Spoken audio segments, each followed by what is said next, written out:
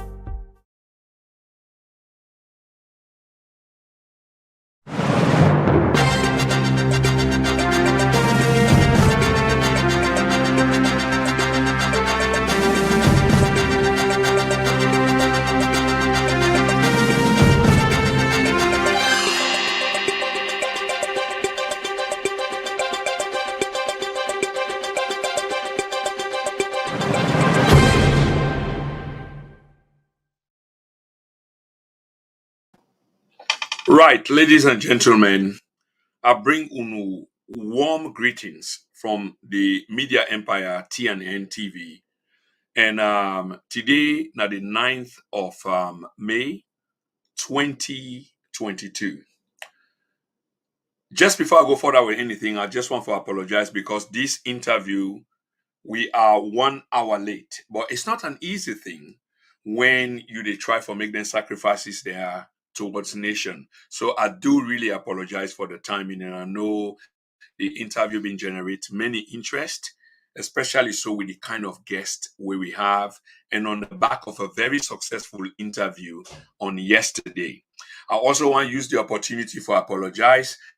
There were many typographical errors, but when you do this thing single-handedly, people need for understand. And the man we can help the platform is currently on holidays. We happen for be Mr. Mohammed Kamara Supermed. So it's all been done on my own at this present time, trying to multitask, and it's not an easy thing to do. Also, today is an auspicious day because my oldest son, na in birthday today. I think is worthwhile, yeah, using the platform for express, yeah, good feelings to me first son, who happens to be 28 years today, and I wish him very well and all the best that a parent can wish in picking them. 28 years old son, I really love you. Disappointed over many things, but notwithstanding, just like most families, but my love for you is unended, is profound, is forever. Anyway, Fambulem, going back to the reason why we get this conversation here tonight is something that our Fale we know, and we can continue for repeat that. We country they go through precarious times. It's not easy as per se. Only people who are kind of delusional and are not to address Sierra Leonean people as being delusional. But if we want to speak the truth, we have to admit that some are delusional.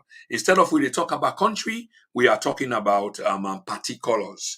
Instead of they talk about the green, white, and blue stripes, we are talking about strong men. We are talking about party officials. Instead of they talk about an entire country, we are talking about region. And this is really bad for the country. We should be able to stand up together and find a point of convergence for every one of us, so we can say, you know what, let's draw the line here. After all, country come first. Today, for help we understand all of this, is a former government spokesman, a man who has been there, experienced it, and who see the caption of this particular program. We talk about the philosophy of the management of government. And this person where we get here today is none other but Mr. Agibu Tejan Jalloh. Mr. Tejan Jalloh, welcome to the program then and now. You've been on the platform, I believe, once or twice. You are huge. You've got vast experience. You've got the academic background, and now they talk about real background because before we talk about this, we do with due diligence behind people who they invite on the platform. So I've been just want to introduce you to the program to Fambulem, and I've been one left this to you so that you will help Fambulem for understand as well who really you are, sir. Well, thank you very much. You don't set the stage so high for me. I don't even know how to start. But as you say, Mina Agibu Tejan Jalloh, former government spokesman for the Republic of Sierra Leone and outreach coordinator in the Office of the Government Spokesman under the elsewhere APC government.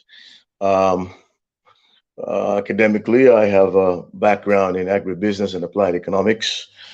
Um, I've worked in Sierra Leone in the Ministry of Political and Public Affairs as national coordinator, director, and then eventually moved to the Ministry of Information, where I was deputy government spokesman and government spokesman and uh, outreach coordinator in the Office of the Government Spokesman, as I say. And in that position, they made business now for disseminate information, proliferate information, break down information, take them all the way around the country and tell people now what in our government intention and what in government they do and why government they do what they do. So with that, I think I don't amass a vast knowledge of government operation, how government they work, and how things supposed to be. So therefore, it make them very unique and easy for me for analyze a government where they work successfully or a government where certainly they're on the wrong path. So that's me for a nutshell. Many thanks. And again, you took the baton and you live up to that spirit day of setting the bar high. Because when you put you in second guard, you have for continue the relay for deliver the baton. I mean, you have delivered, sir. And Famulem, what you would say, as soon as you hear from the gentleman himself, the bar is high. And here we are.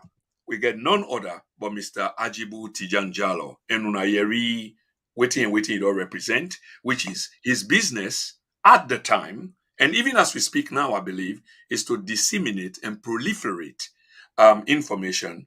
First of all, I believe, say for country and for the party to which it belongs. So let's get down to it, Mr. Jalloh.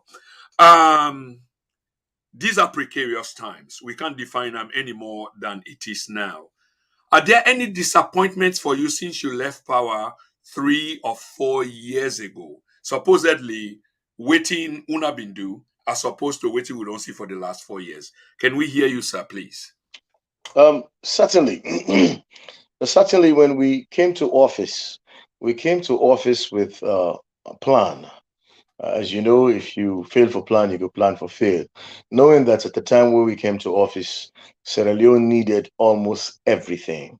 Tijan Kaba, the former president of blessed memory, spent quite an inordinate amount of time trying to bring peace and for actually bring institutions them where go provide for a profitable, productive governance structure. And we came in and we take the baton from them where we had to actually make the institution in a work. We government maintain the institution in there, enhance the institution in there, and make sure say we get the benefit out of them. Um, Knowing that we need water, we need light, we need roads, um, we need cohesion, we need peace, we need people there for change their habit and do things in a more civilized manner. So we established routine we call the agenda for change, which had four thematical areas. One of which had to do with food security, electricity first, food security, obviously, infrastructure, and the other was transportation. Electricity not being out of the country, so the presidency in 100 days, Sierra Leone was the darkest city in the world. We had to light up Freetown, and indeed, we light up Freetown. If my recollection serve me right, I think in terms of megawatts of installed capacity, we probably only get about 47 megawatts of installed capacity of electricity at the whole country. Um, for conceptualize that one day, it means that you just get enough for light up just half of Brookfields. Um, the president gets straight to work and instruct a minister and the professional arm will do whatever it take for finish Bumbuna. and resuscitate Blackwall Road and the other station within Akisi. And within a very short time, we begin grow, drastically the electricity generation. At the same time, we work on transmission line. So by the time the commoner office, I think we be the register almost 240 megawatts of electricity, meaning that to a great extent, all of Freetown, they get light.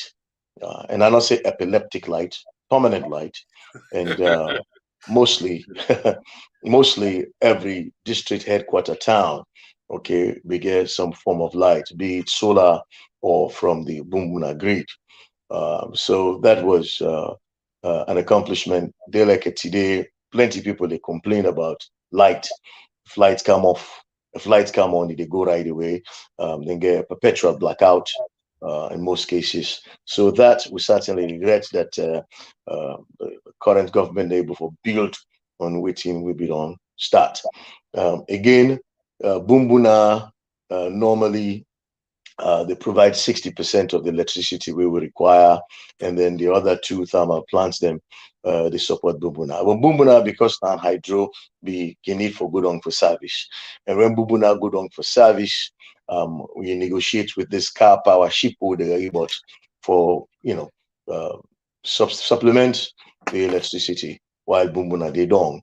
So we will use the service of car power ship for support the production of electricity while Bumbuna is down for service.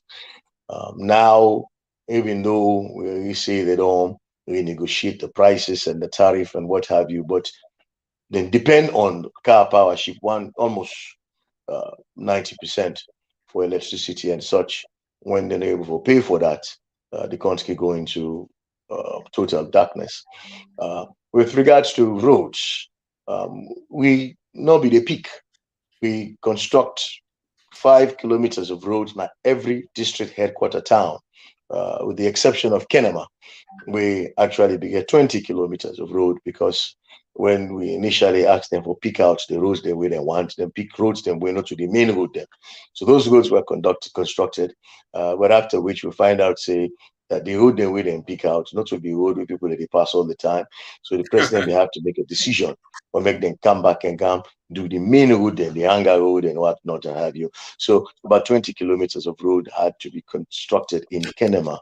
So quite a number of work was done. And, with roads, it is important because they allow for free movement of people, they allow for free movement of goods and services. We mostly they do agriculture, and if you do agriculture and you're not able to make the product reach the market, then volatility will set in, and then our total losses. So it was imperative that we continue the road access. With regards to the food security, we could have done more, but we did the best we can. We not only attempt to provide within the farmer they need in terms of intensification processes and extensification process and tractors and have you, but we also try to teach farmers them how they can be businessmen. Should be able something we then call small holders, commercialization arrangements. One way we teach farmers them how they can take them product, add value, okay, and able for sell them on their own.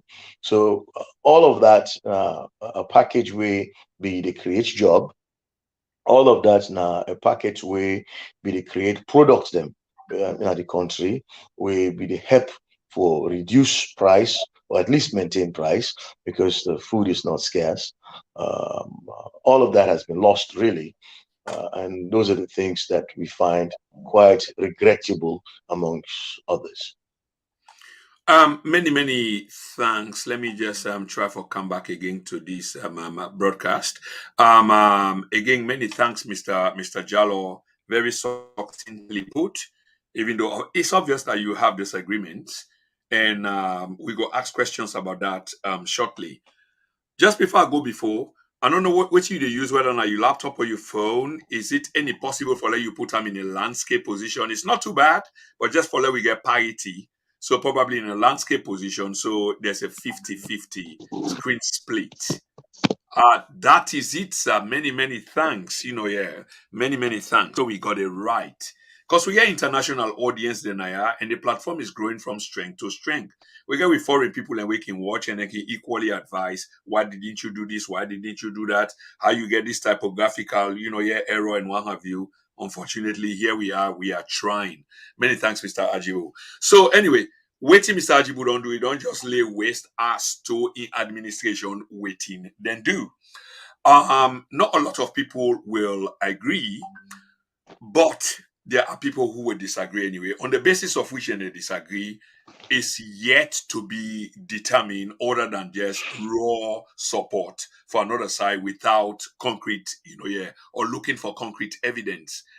Just before I go before Mr. Ajibu, in this introductory side of things, and you're not the only person, everybody else we supposedly then at the other side of the political aisle, I'm speaking between APC and SLPP, they do pay respect to the late Dr. Ahmad Tejan Jalloh of blessed memory. And forgive me, sir, but I just need for ask this because every time I can want ask, it can slip my mind. But government official of that top level as you are, and you're not the only one, don't come and say the same thing. Everybody else pay respect to this man. What was it about this man? What was it about you, know individually, as in party circle and the past government, that everybody else they come and pay respect to the late Dr. Ahmad Tejan Jalloh? Um, you really never will know the worth of an individual until it don't go, or you never know the worth of something where you get until you not get them. So when we look back and look at which we get now for work with as which we get at the time for work with as a country, we look at the structure of the public service, and you learn for appreciate um, Pakaba in ingenuity and thought process on how for make the governance structure more efficient. President Kaba, we already get the civil service where they are the administrators. The politician will come and say, I want this to happen. I want to build a bridge to heaven. And it is now left with the civil servant or figure out with the tools and the resources who are available for get that bridge done. But Kaba, one thing we do, introduce the professional arm. The professional arm allow for a more in-depth understanding of processes and procedure. It allow the civil servant them for continue being administrators and encourage the development of more professional people. Them say, for example, in my ministry, Ministry of Information and Communication. Yes, I have a civil servant who is a very fine public administration officer. But then when you deal with the components of the ministry, for example, communication, how for move information from one point to the other, the conveyor belt. Well, you need a professional. We don't study that aspect of moving information. What are the various forms that you can move information swiftly and easily? You look at the other components we get to do with information. How do you gather information? How do you synthesize information? That information the load way they put on the conveyor belt. Well, how much information do you put? When do you put it? How do you put it? All of that take special skills. So the introduction of the professional arm in the various ministries and MDAs, they allow for a better governance approach. Then the establishment of various MDAs, NRA, National Revenue Authority, we're able to collect your money and bring it on one side, and we're able to aggregate and they and understand and even project how much money we're able to collect given certain time and given the amount of businesses where they operate. The establishment of your NATCOM, the establishment of your NAXA, where they make sure say social services they reach to people and way very very less privileged, things of that nature. So their institutions and they allow for make you actually get closer to the people. The establishment of the municipalities, divulging the responsibility of taking care of the country itself to the municipalities, the people, and we they closer to the area and they know what they want, whether they need toilets, whether they need gutter, whether they need school. So a lot of work was done by Chijankaba and governments. We actually put we on a path for build on, which indeed we build on. And you had Sierra Leone was the fastest moving economy when we come into office. You had a lot of great things that we were able to do until Ebola came and m- flooding and other things there, but we were doing quite fine, you know. And let not forget for mention, even though that I'd answer the question, the cohesiveness, the peace, the fact that we had no political prisoner, the fact that Pakababi say let people then talk, where people then talk, government go hear and government go know how to adjust himself. We built on that and allow for freedom of speech. People can say what they want. We have So it over better for let 300 them talk na tongue than going back na bush. going This was back in Abush. Pakaba. Yeah. Exactly. And we had over 300 community radios. We had over 57 newspapers. There are all kinds of programs. People will talk and criticize government all day long, and get for war. You see that they can't arrest you. Government will listen to those criticisms, and then if it makes sense, we adjust with policies and programs. So all of these were things that President Kaba he So, actually put in place that we built on. Mr. Jallo, I think you've done the platform a favor and the listening public a favor because even myself, this been the baffle me. So, despite the odds, the differences between the two party them and the toxicity what we see now between the two party them, this was never existent, during Pakaba in time where Usa una inherit power if I understand waiting you they say. So I therefore ask you, and this is outside of what I really want to talk about, because when they deal with these things and you are a man of massive experience, you don't day inside there, you've dealt with these things, and probably, and not even probably, the people that are leading the countries now, a large body of them would be your good friends, maybe schoolmates, college mates, workmates, and etc. So una know each other. But there seems to be a huge divide now than in the then. So I want to let you juxtapose the then and the now. What really they happen because the picture where you paint just now, even though there were political differences, but una happen for men fences and there's huge respect for the predecessor and they talk about Una. But when it comes to Una and Una predecessor, there seems to be this toxicity, this huge divide where they drive a wedge between X and Y. What exactly they go on, Mr. Agibu Jallo? Well, what did go on is exactly what you have said.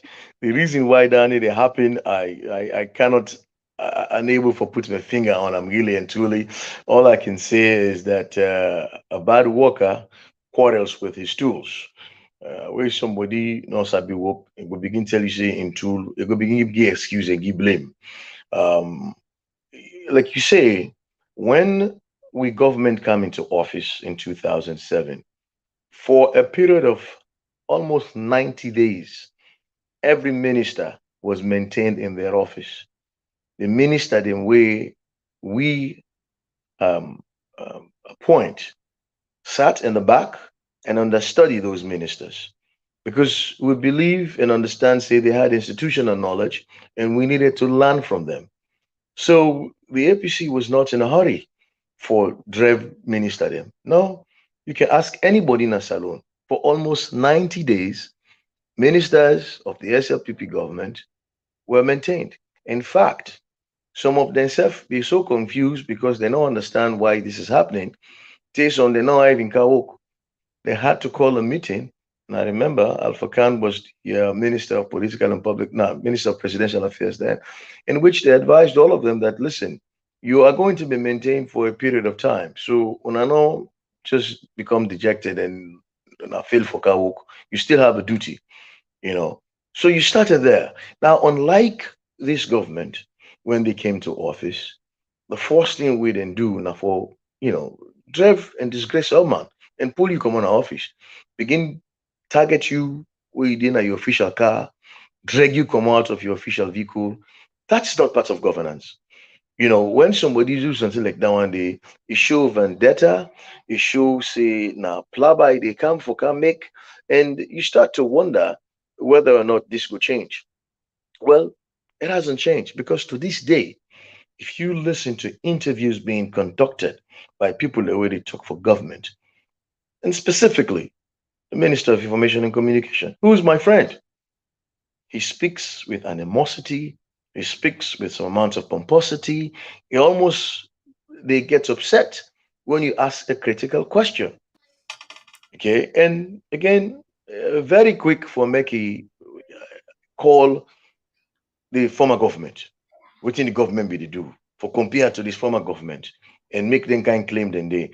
And I would not believe that 4 years into your administration, you still they compare and contrast and align which you they do to a government we don't go 4 years ago.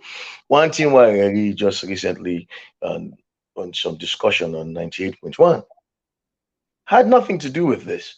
But I heard the minister they talk about somebody, one president in Tanzania, meet with former president Anes Kuruma, and former president they ask him about rest, one particular rest we elect for it. So we then go lunch. If they ask him if that rest did it. Yes. Then the inflection points there, the inflection we begin come was that is quite different from we own president in the go Vietnam and go order and Fenway how for plant rest for bring come na saloon and I will come bring rest. It was such a cheap shot.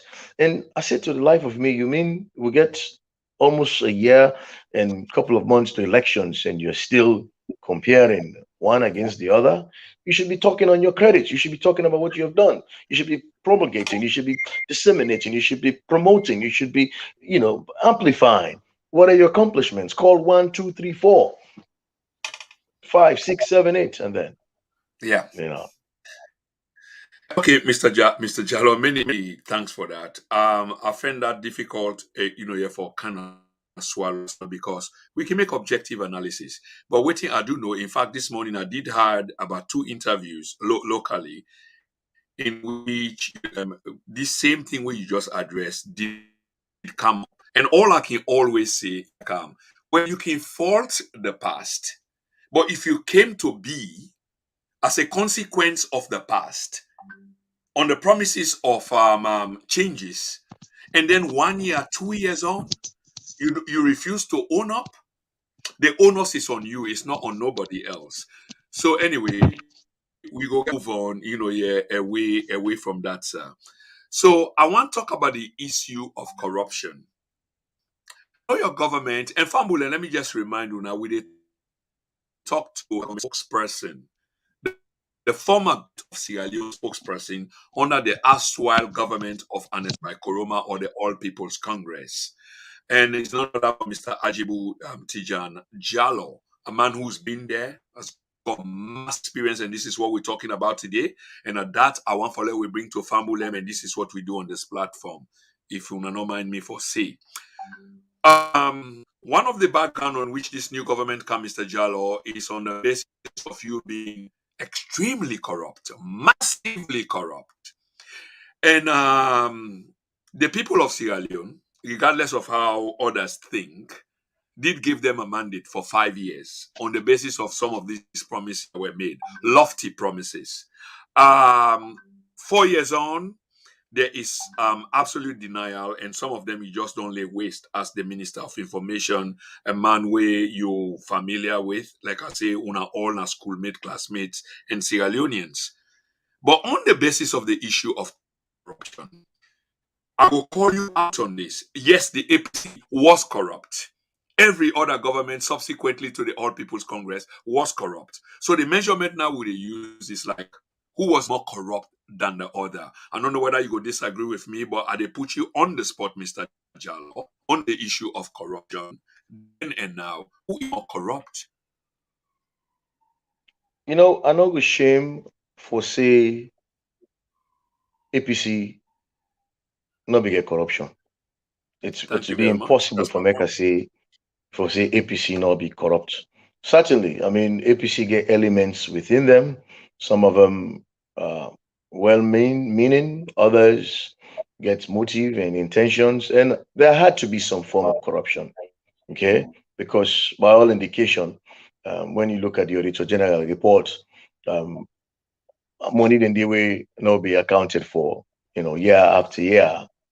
Uh, but that said, when you compare the amount of money that cannot be accounted for during the APC time and to that year after year during the current administration, then it is very, very clear that the corruption is progressively getting worse, worse and worse.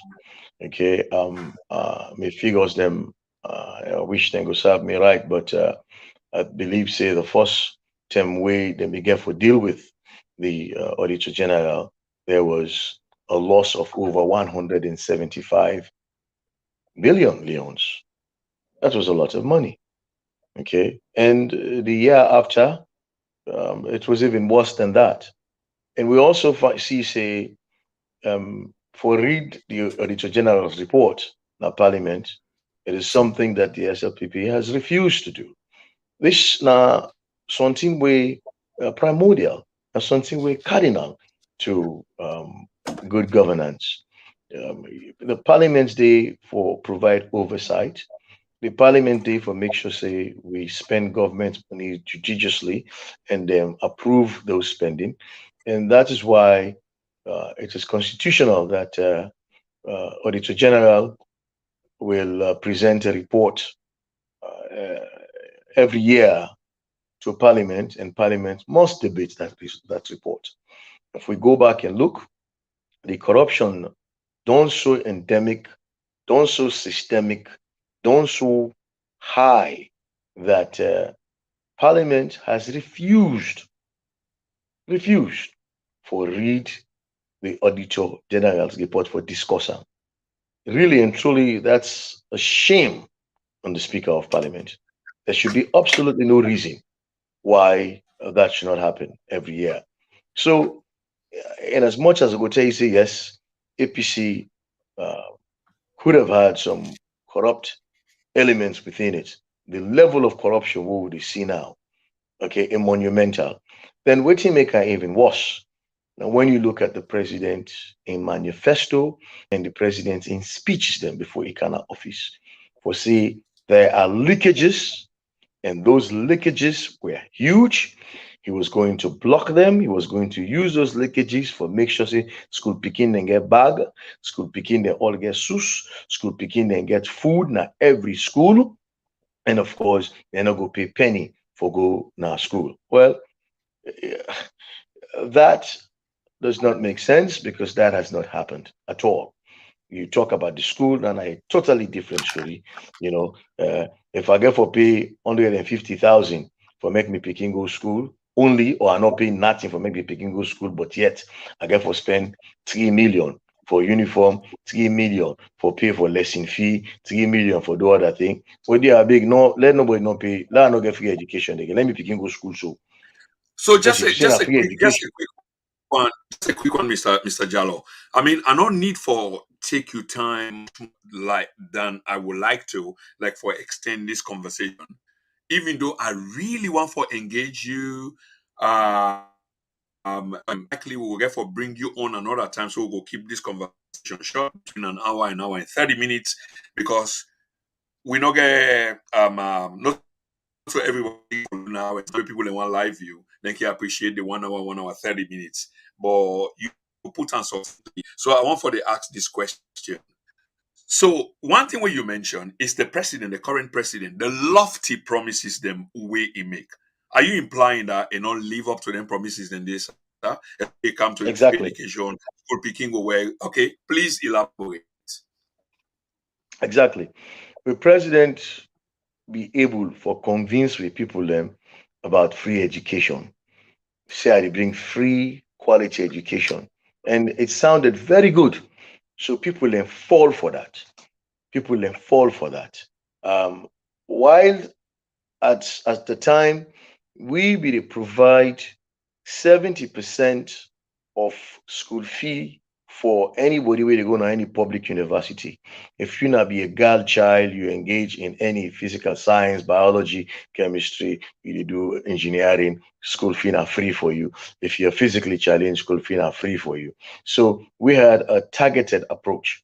Okay. This president say it give free education. Okay. I mean, it was difficult to understand to the extent where an international journalist, I believe now be one of the BBC outlets, ask and say, "Guy, you sure? How are you going to do this?" Ask him clearly, say, "Explain to me. You don't do the figures, them." And he wasn't able to quite explain, but he said they don't do the figures, them. Now the reality is on the ground 4 years later.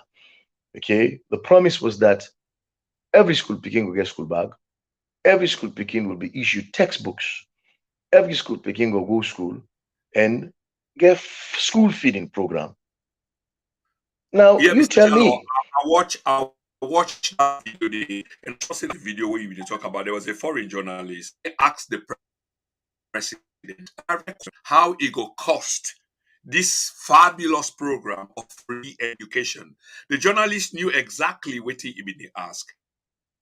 And the president fumbled the same way how he fumbled during the presidential debate as to how he got fund this massive program of fees. Also, you go pull this money and they say, and I know the answer, and that shows whether or not the same video or that will indicate whether or not the same video, which is we will plug the leakages of your government. So now that leakages we plug them, go fund this entire massive exercise of free education.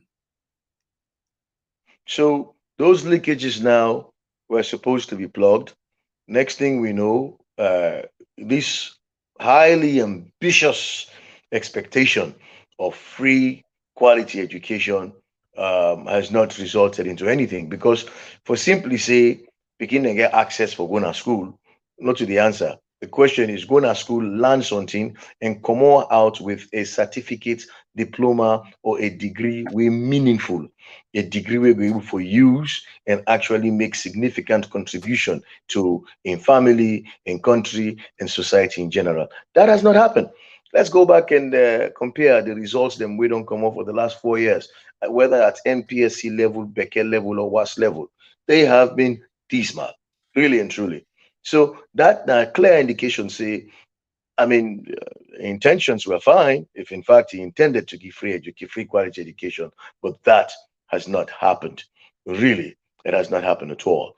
Um, we also see the GTT report will come on, where the chief minister at the time, currently in 990 foreign minister, they talk about egregious, egregious thieving and call people an IMP and whatnot and so on, will actually lead to the COI. Well, the man when I be the Sektsky, when I Dr. Sandy, when I be Ministry of Lands, will be loud past everybody else within your own party, within your own government, now in a SACAM come another place for corruption. For corruption. Now we had statements about the chief minister at the time, current foreign affairs minister, that there was a movement of 1.5 million. He never came and explained that. No one came to explain that, but rather the journalists will talk about that. Then confine them to detention. They hold them. So what you're doing is they make them difficult for people and for open their mouths now, say for challenge you on things them way you don't talk about. I mean, we all know for say Salon no they run for run. We all know for say come on, we sit on and also we talk about a huge amount of money that was spent on president in trip to Lebanon. a press release come on where indicates to we say the presidents they go on a private trip. Next thing we know, we get news from Lebanon government say the president has been confined to a hospital.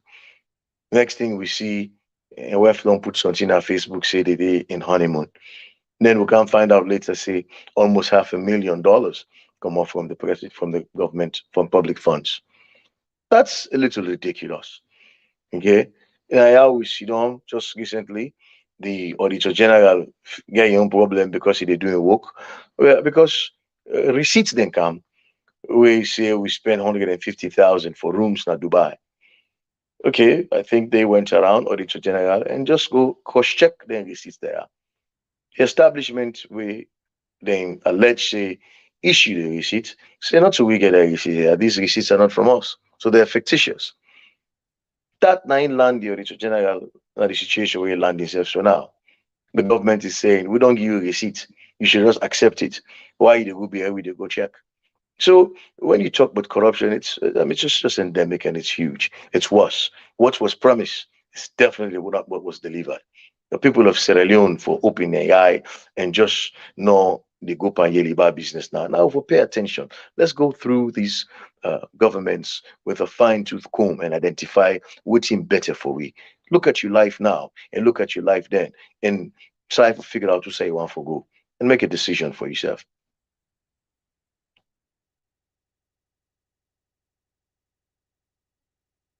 Hello?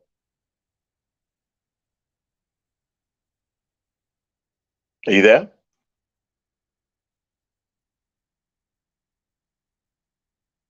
Mm.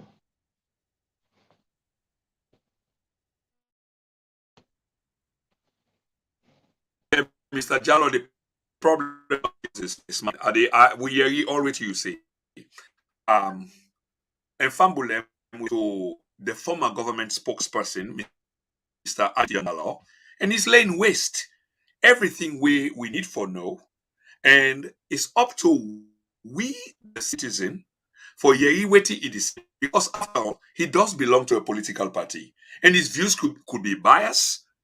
So therefore, there's an onus on you, the listener, for you waiting to say, listen to waiting the other side they say, gather the information when necessary, I call basic research, and then you make a qualified decision yourself right in the middle as a responsible citizen. But for tonight, we're talking to about Mr. Agibu Tejan Jalloh, the former spokesperson for the Aswai All People's Congress government, the government of Sierra Leone. At the Ask Fambule for that we share this video. Roughly between the two platforms where we live stream now, just a little bit over 105 people. But we want more because this is important. And we also ask Fambule for subscribe. Don't just watch. I mean, we like yesterday we do a program with Dr. John Edith Lahai with thousands. I mean, the video has gone viral, thousands. Why are you not subscribing to the YouTube platform? Come on, let's loosen up. Let's see each other as Galilean despite the political differences. Okay? But Dr. I mean, Mr. Jalloh, they go call you doctor because maybe your degree might be might be fake, Dr. Jalloh, in No, inverted no, no, no. commas. Sorry Definitely about not. that. No. Yeah, definitely not. Okay. Um, whilst we did on the issue of corruption, and you mentioned the auditor, where they not suspend General. or sack. Yes, the auditor general that they suspended or sacked. There are many issues around that, and I will talk about that. It's so fine that you go into that. So I want to deep in, you're charging government twice. If you can elaborate for the benefit of Sierra Leoneans, what does it mean? And waiting happen during that period, they will make the word double dipping come up. Now we lingua franca, if you like. Mhm. Okay. Now, of course, the Auditor General, just like any business, you set up a business as long as you dey use public money, you're expected for produce a financial report where they tell people them outside within the business they do, or in fact inform the owners of the business within how the business they're on and how you spend their money. You're also required to have a third party where you go look at how you spend money and how you do things such that corruption no good day, control good day, and you go spend people their money correctly.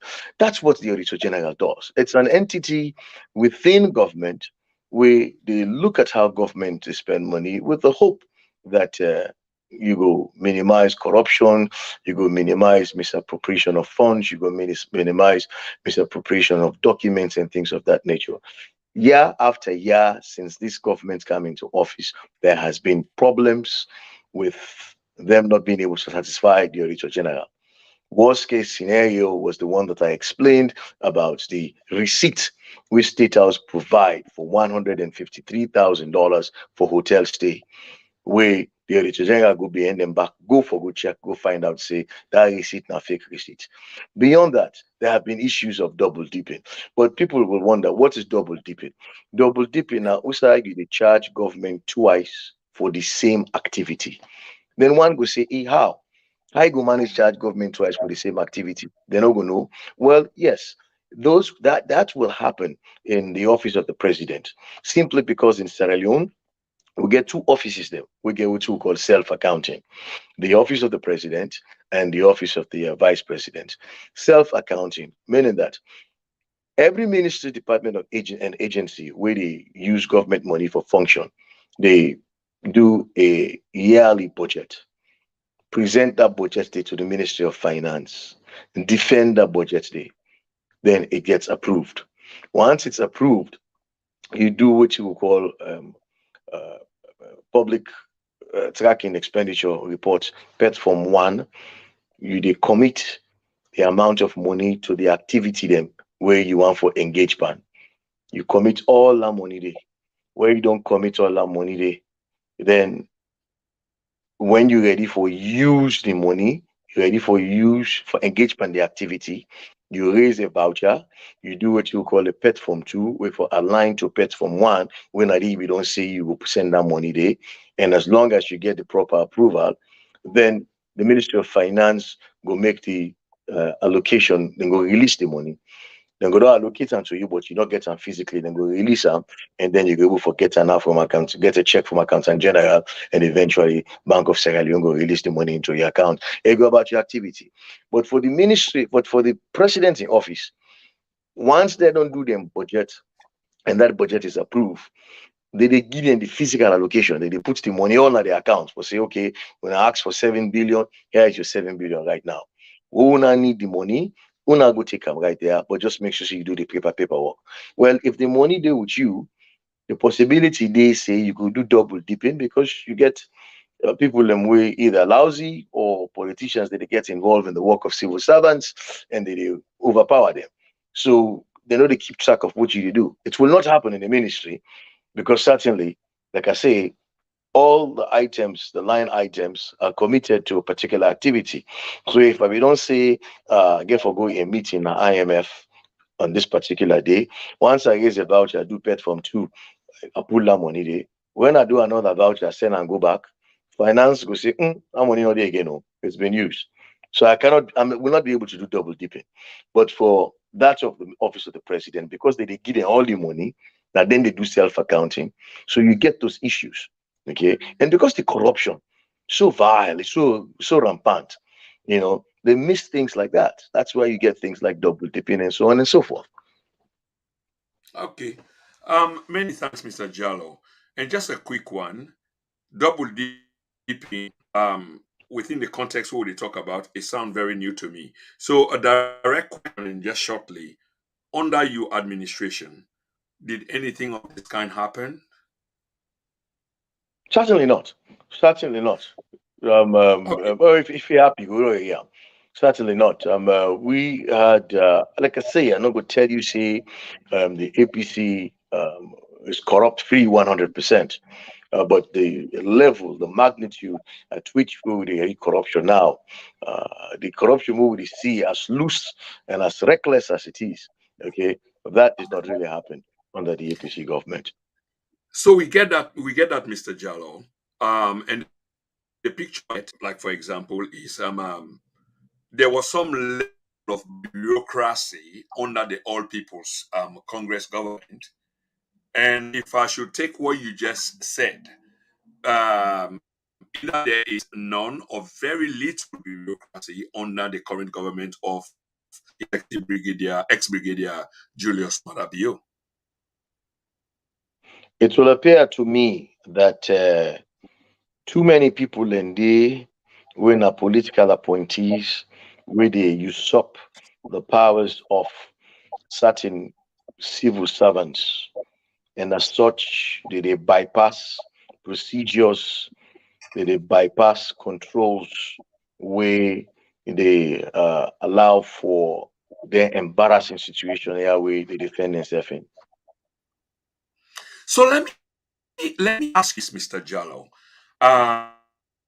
People, what you say is taken into account. So who are they in control then? I know say in me outside layman point of view, the president obviously is in charge, and you get this body of people and where they work in the interest of the state who potentially could make mistakes, and they make mistakes all of the time. But when the mistake arrive, straightforward, blunt, and it's repetitive, and the president not take action, or the president is not aware that these things are happening while the bad name they go to Ram, is would that the same as, yeah, I mean, I think you get where I am going with this. Yeah, that you could get a I bunch think of incompetent, yeah, please address that. I think you get where I'm going. well, again, like I tell you, like I said just now, I did say that you probably do have some political appointees that are not allowing the civil servants to do their work, and it might be intentional because these people are so hungry and they're looking to squander money. And because they're looking to squander money, they are bypassing rules and regulations, and the civil servants better not say anything or dare to say anything for fear of being reprimanded or being transferred or being removed. But if you go back and you listen to the president's speeches, past speeches, I think he had one on BBC one time. He had another on CNN where he was directly asked about if his wife or chief minister was found to be corrupt. What would he do? I would have expected a forthright individual, a forthright president to say the law will take its course and stop right there, or elaborate, but something of that nature. But then he challenged the interviewer that people say this, but they have to find proof. They have to bring proof. The question that was asked was, what would be your decision? What would you do? And I would have expected him to be quite unequivocal and say the law will take its course. But then he challenged and started to defend. That's an indication that our president is not serious about fighting corruption, like he said. People saw him as a military man, and they thought that with him coming into office, people will be stern and he would have been firmed and so on and so forth. But we come to find out that, I mean, his administration is corrupt at every Okay, level, to the extent that he cannot even fight corruption now. I mean, corruption does not only include taking money that is not meant for such an activity. Corruption also include being at work when you're supposed to. Our president started, visiting offices at 8 o'clock in the morning. I did that once or twice, and that never happened. Go to Sierra Leone now and find out when people are going to work, if they do go to work at all. okay, Mr. Jallo, what you've just referred to as the president from the very beginning of his administration, in my opinion, was largely, a kind of symbolic and a complete waste of time. Because if he were serious, I will agree with you, he will have instituted other measures, electronically speaking. You don't have to be physically there. So there was a mindset of 1990s, 1996, when they were in a military junta, yeah, by intimidating people, to come to work. If you don't come and I'm here before you, you've lost your job. It doesn't work right now, although he wields so much power. But there's another thing that you said as well, including the president's interview on CNN regarding corruption. I mean, that would have been your interpretation then. But his answer would, I suppose, was like, let's allow the law to take its course. Where is the proof? Where is the proof? I think that's what he was asking. Notwithstanding, I know there are many other cases that we can cite in which we can say, but here are cases in which your government is corrupt. People are serving in your government is corrupt. But to take that single interview from the CNN and try to implicate the president as not being serious to fight corruption, I think it's a little bit kind of far fetched, Mr. Jalloh. Of course, you might differ from what I'm saying, sir. I want to go to the issue of on the same issue of corruption, but fuel for ministers, because this is part of this entire thing that we are talking about. You've been in government before. Fuel for ministers and subsidy. Can you break that down for us and how this is helping to fuel the corruption that the president should have nipped in the bud as he promised the Sierra Leonean people? Fuel for ministers is, I mean, there's awful lot of corruption there. There has to be a serious policy change if that should be corrected. We had moved from a situation where you were provided salary and then perks, your benefits. We have moved from that to what we call composite salary. Composite salary encompasses all your benefits, be it fuel, be it hospital, be it whatever it is. They give you one salary, and that is suffice for your emolument. That satisfies your emolument. Okay. Now, we're doing that now for some employees. We're not doing it across the board. So, ministers are entitled to, excuse me, um, if I remember right, to 10 gallons a week. And that amount, 10 gallons a week, is expected to, well, liters now, you will have to divide that by 4.5, I think. But in any case, it was 10 gallons at the time. And that amount of fuel was supposed to provide the minister of fuel from his home to his office. Now, obviously, if the minister has to do other activities, has to, go and look at projects or go up country to do work, then certainly he can always request fuel from the permanent secretary who is in charge of the vote. Okay, so it's going to be quite difficult to make the difference between what is work related and what is not work related. Because really, as a minister, you're working 24/7. So that we cannot challenge them on. I will not attempt to challenge them on. I would rather do policy change. But in any case, in Sierra Leone, we do provide our ministers with mobility, which means a reliable vehicle, uh, and you must provide them with fuel. Uh, the fuel you're talking about specifically is that fuel that brings him from work to home, home to work. But like I said, there are other things that he needs to do. Um, the other thing you said, just remind me of the other. Oh, you talked about subsidy. Well, the subsidy is And subsidy Mr. could be Mr. Jallo, not only subsidy, just a different kind of subsidy. And I think I got something like indirect. You got direct and indirect, and this is something you would be very much familiar with. So go ahead, sir, please. fine. Subsidy generally is an amount of money that government will put towards the purchase of a product so that the final consumer does not have to pay the full price. Government will give you incentive to encourage you to do something to reduce stress, to reduce hardship. Government would do subsidy. Okay, so for example, if you take fuel, fuel is a commodity that is being used by everybody, and fuel affects everything. So therefore, say if the full pass-through price of fuel was 7,000, and the price of oil per barrel goes up, and the full pass-through price is 10,000. I mean, that's a big jump. It is a shock that your people may not be able to handle. That might have um, a ripple effect on the price of everything else. So, what a sensible government does is to say, okay, let's subsidize that fuel.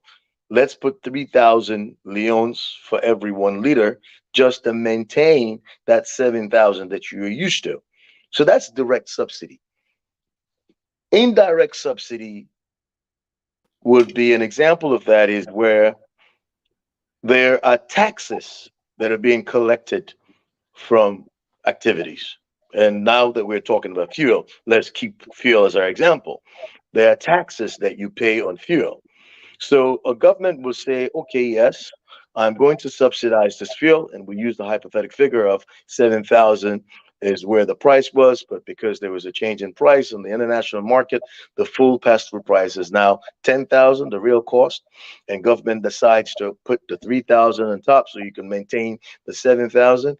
Instead of government giving the 3,000, government will say, okay, the fuel, a person that is selling the fuel, the taxes that you were supposed to pay me, you calculate the cost of that difference of 3,000 and just keep that money. So that's indirect subsidy, where the taxes you were supposed to give back to government, you just keep it. Just do the calculation and you keep it. So that's indirect. But these are measures government will take to cushion, the shocks. I mean, in an economy, you do have shocks. Inflation will come. You have permanent, you have temporary, you have also transient inflation. But you should be in a position where you are able to absorb those shocks, and you're moving money around, moving subsidy around, such that the final consumer, the general public, does not feel these pressures. Okay, on that basis, Mr. Jallo, it's obvious. I do appreciate what I mean. It's quite true. Government cushions, yeah, act as an absorber or shock absorber, like if we want to use the car analogy, to Exactly. cushion the blow that will hit the general population. But on the same basis, yeah, of subsidy and especially fuel. What are the pros and cons, because you've been in government, and I'm asking this, and you've been in a situation in which your government had, your subsidies over basic commodities such as fuel, which has got a propensity to increase, yeah, everything else commodity wise that the population, yeah, sort of benefit from. So government can go to that extent by, yeah, laying subsidies on petroleum products, for example, because it softens the blow in many different aspects, and you've been in that situation in which you understands it very much. So my question is, are there situations in which a government will have to remove subsidy, as we saw your government was asked to during a critical time, which appeared to me like political suicide, or the pros and cons basically of subsidizing commodities? Yes, certainly. And I mean, it makes sense for me to bring the IMF into this discussion now. The IMF, International Monetary Fund, are much like your moral guarantors. They guarantee you. They are your credit reference depot. They say that person has a good credit. Yes, you can loan them money, or you cannot loan them money. After the World War, there was an establishment of the World Bank to support countries that were, badly deprived, and in doing so, you also needed to bring some education into these countries on how they can manage their economies, and that's how IMF came about. So you would find IMF in less than developed countries, one such as Sierra Leone. If you don't have a IMF program, you are pretty reckless, but you must have an IMF program. And the relationship with IMF is such that we have letters of intent that are shared once every quarter. You sit down with IMF, you look at the parameters, you look at your macroeconomic indicators, and you tell them what you want to do and how you plan to get there. They will advise as to how you can achieve those objectives. Okay. In our case, we got to a point where we had to remove subsidy on duty on rice, not subsidy. We had to remove the duty on rice to keep the rice price low. Again, we have to do. the subsidy on fuel. And from time to time, we'll negotiate where they came in and they said no, allow fuel to actually take its full pass through price. And we said we cannot afford that. If we do that, it means that the cost of fuel will go to 10, $12,000, 10, 12,000 leones. So those are the big things that you have to negotiate. And then if you cannot do that, then you will tell them other things that you can do. For example, after Ebola, our economy contracted by a good 21%. I mean, 50% of our manufacturing activity stopped because those people left. 30% of our industrial manufacture agriculture activity also dissipated because those people left. We had to take stringent measures, what we call expenditure rationalization. These are things we bring to the IMF. What are you going to do? You don't have any more domestic resource mobilization. You don't have money coming in from taxes. What are you going to do? We'll give them a litany of steps that we're going to take that we call expenditure rationalization, which should certainly hold us back until things get better. So these are the discussions you have. So there are times when we'll have to accept their decisions. There are times when we cannot accept their decisions. A case in point was back in 2017, I think it was. We were just up for some discussion, round of discussion, in which they had advised. Well, let me go to 2012.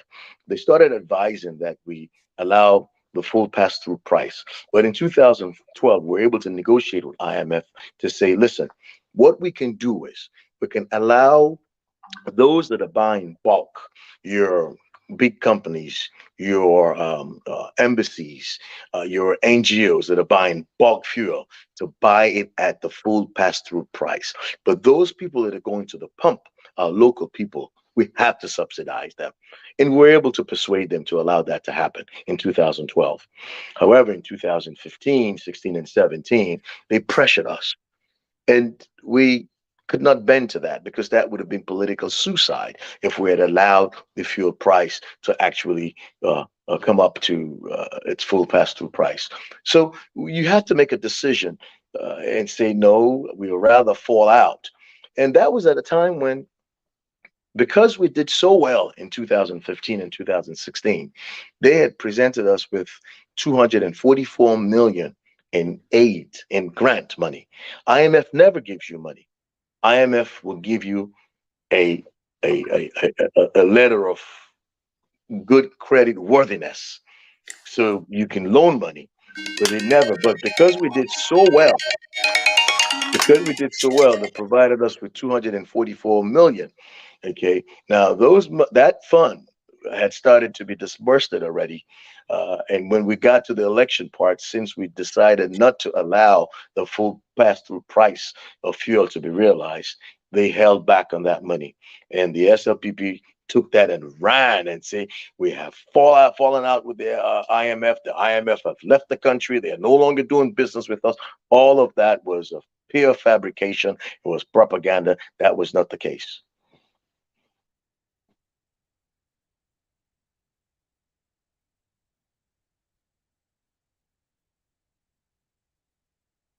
Can you still hear me? Many thanks, Mr. Jalloh. This is exactly what I'm looking for to put forward, to the for the consumption of our audience, and very well said because there's this technical side that a lot of us don't really understand, and if we could just go by the last line that you made there, as the opposition, then using that to run away and use, yeah, as against you is quite interesting, Mr. Jallo. And even myself, as a scholar, I am quite interested in this because I've never been in government before, and most of these things that you're saying is new. And I'll talk about these things in theoretical terms. So I'm deeply, really appreciative. But I want to push back on one or two things, or ask question about one or two things. Can the IMF, weaponize a situation in which they put you on the back foot in behalf of somebody else? I'm not sure I understand the question. Okay, let me. I know that would be a little bit confusing because I myself I get a little bit baffled as to how I want to ask it. So let me rephrase. Uh, in 2017 or 2018, shortly before the last elections, presidential elections, so something that you refer to, and I've always done the same as well, as a political suicide, you were asked to remove subsidy from critical commodities such as fuel. And I think at the time your government refused.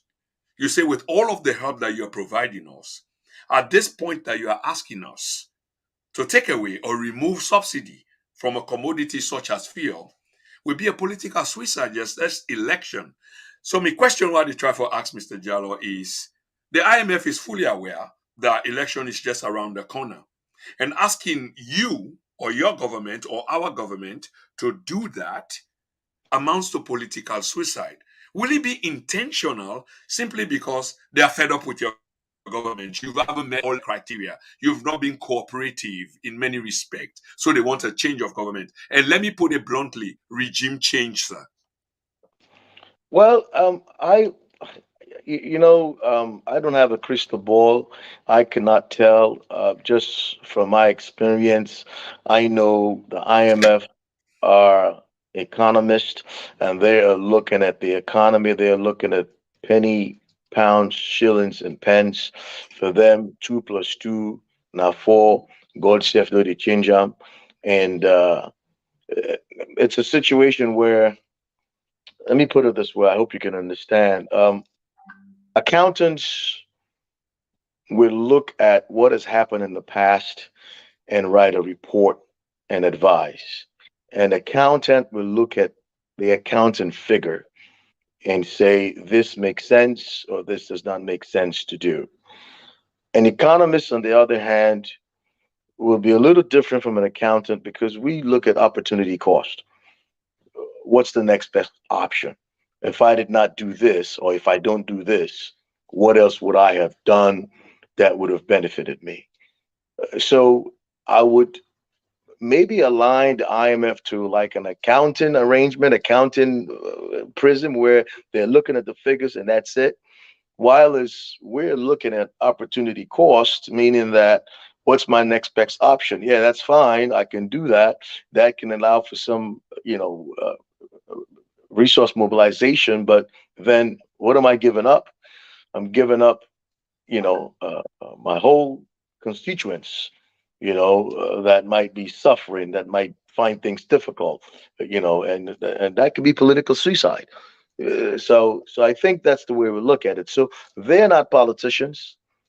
They are looking at metrics and they're looking at models and they're looking at what works, and that's it. And people say this, you will never, like I told you, if you don't have an IMF program, you are reckless. Yeah. Every less than developed countries has an IMF program. They're not going anywhere because their establishment runs on these less than developed countries. If we were not there, then they're not going to exist. Then they're gonna lose jobs. Then they're not going to raise money and do the research. Then what do they do? We do provide some services for them in as much as they support we, but it's not like doctor. Doctor want for land, you get for land the sick them. But if you do say sick no day, you not go land nothing. You get for go say sick day. Where you go see the sick. So the sick self they help you for land. Not so? Yes, sir. Uh-huh. That's very correct, and many thanks for that. I got one or two questions before we take a quick break, and one of the quick questions is after the 2018 elections, which brought retired Brigadier Julius Maada Bio power, some section of your party, government officials, and what have you, then don't they say that there was interference on the part of the international community? Not only interference on the part of the international community, but there was a certain element that decides, say, your term of office is up. You need for give up power to XYZ. I wonder whether you can pay credence to that line of thought or that school of thought, the way they say there was this outside interference, and up to this day, as we speak, and I should say, yeah, as a well informed person, you will have heard this story, sir, that this come out come on a power, so not so ordinary come out. Now fed the fed we, then pull we come out. I wonder whether you can address that while you're there on this platform, please. Um, you know, uh, honestly speaking, and if I be buy into the idea, had I bought into that, then my answer would have been unequivocal. It would have been yes. It would have been positive, and I would not have been, dilly dallying to answer. I would not have been finding a fine way to answer it. So the fact that I am finding a more appropriate manner to answer it, the fact that I am trying to capitulate it in a very fine manner gives an indication that I don't subscribe to that idea 100%. Um, I So, so, believe that. so, Mr. Mr. Jar, this is interesting. Now, you don't subscribe to the idea 100%. So, there is some degree of percentage that you ascribe to this idea. So, put a percentage. Will you put a percentage on that? And before you put a percentage on that, if you care to, the Secretary General of the party, the All People's Congress, Ambassador Usman Fode Yansane, has reiterated the same thing where they say publicly. So, imagine at that level you don't have to be the same. You don't have to subscribe to it. But you've also said on this platform that you're not subscribed to that 100%, but there's a percentage that you ascribe to it. I have my own personal integrity to protect, and of course, And I I think for respect. myself also. Uh, uh, to a great extent, I'll say yes, um, uh, probably to 60%. There'll be an outside influence. Regime change is something that is normal, but our government was not a government that was dubious. It wasn't a government that people did not like. You could say that people wanted some kind of change to see something different after 10 years, but it wasn't. I mean, come on, look, we had no political prisoners, we had no journalist was in jail. Um, we never have massive killing in any prison breakage. We never had killings like you've had in Tumbu, Lunsar, and McKinney. Um, we never had issues that have not been investigated fully, even when we were promised that they were going to be investigated. The breakage in the Pademba Road prison, Road. the Yeah. vice president was quite clear that this will be investigated swiftly. To this day, no one has said a word. Okay, 40 people were Mr. killed. Jallo, I want to let you hold your thought there because in the second phase of this interview, we are rapidly running out of time. These are the other things that we will be going to, and it's going to be heavy. Fambulem, we talk to a former government spokesman. I mean, the man is heavy. He's been a former government spokesman. Did you hear me? A former government spokesman, Mr. Agibu Tejan Jalloh. I would wonder whether you're able for way into self accounting. They talk about ministries, departments, and agencies, how they can set up their budget and the handover to finance, yeah, and then onwards to the office of the president and the vice president. How does this work? I'm so happy to have you here today and ask these questions so that you were able to provide an eye opener to the Sierra Leonean people. How does this work? Self accounting, ministries, agencies, and departments. How then they set up their budget? I know you touched on that briefly earlier on, but it wasn't specific. And then they hand that over to the finance ministry, and how then they make them Okay, disbursement there to the office of the okay, president and the office of the vice president, and so forth and okay. so on. So, so to spend government's money, you either spend government's money through executive clearance, which means it's not budgeted for. You don't have a budget. You write to the president indicating that you want to take part in a particular activity, and you will indicate what will be the expected outcome and how beneficial that is to the country. And of course, you will indicate the cost, whether you plan to spend government funds and the cost that it will cost government. And you will present that to the president, and only a minister of government can do that. Only a minister. If a permanent secretary is writing this for the minister, then he will have to tender that to the secretary to president for the attention of the president. Only a minister of government, not a deputy minister, a minister can write directly to the president and seek an executive clearance to spend government money. That's one way.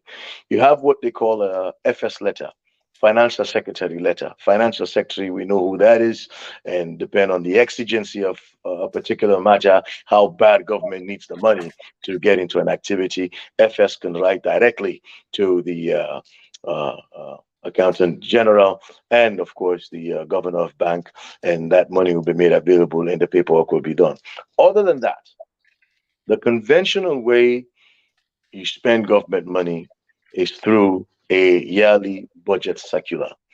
We have a period of time during the year when every department, minister, and agency is expected to develop their budget. So within a ministry, you have departments. Those departments head will develop their budget. And we had a plan that says your budget must be activity based. You develop that budget, assign dollar amount to certain activities that you want. You aggregate that, you present that to the permanent secretary. The permanent secretary will also develop his recurring charges and other things. Recurring charges are your toner, your um, pens, your paper, things that they use all the time. And then you will look at what your ministry does in terms of your minister. If he has travel related activity that must be done, you have certain ministries that must attend certain international functions, regardless of who is the minister. All of that is incorporated into that big budget. So the ministry comes with a big budget every year. That budget now is now tendered to the Ministry of Finance. The finance have a period of time when they will call all department minister of agencies, probably over a week, over 3 days, 4 days, to come defend that budget. This activity wasn't there last year, it's there now. Why do you need it? This activity is similar to this activity. Why is that? They go through it with a fine tooth comb to make sure it is really needed. And once that is done, they will approve your budget. Now, you also have to go to Parliament also and do the same thing. Parliament will call you and go through your budget with a fine tooth comb, same way. And then they will also send an approval to finance to say they're fine, they're good to go. So when once you have all the approval and finance accepts your budget, then they will call you to write up what they call a pet from one. They'll make an allocation. And then once they make the allocation, you have to use what they call a pet from one, which is called a commitment form. You now assign all the amounts you've indicated to specific activities. In the United States, they say earmark. You earmark it to certain activities. Once that is done, it's locked in, and that's locked in and it's set. Once the activity is ready to be used, that ministry will now raise a voucher, attach a pet form 2, which aligns to that activity, and then that will go to the Ministry of Finance, approved by the minister. It will go to the FS, who will authorize it. It will go to the Director of Budget, who will also make the proper authorization. And they will do an inputting to make sure the money is available. And then it goes over to the Accountant General's department, and they will develop the check. And of course, then that will go to the bank, and the money will end up in your respective account for use. So that's the process. Now, two offices in the country, that of the president and that of the vice president, have what they call self accounting.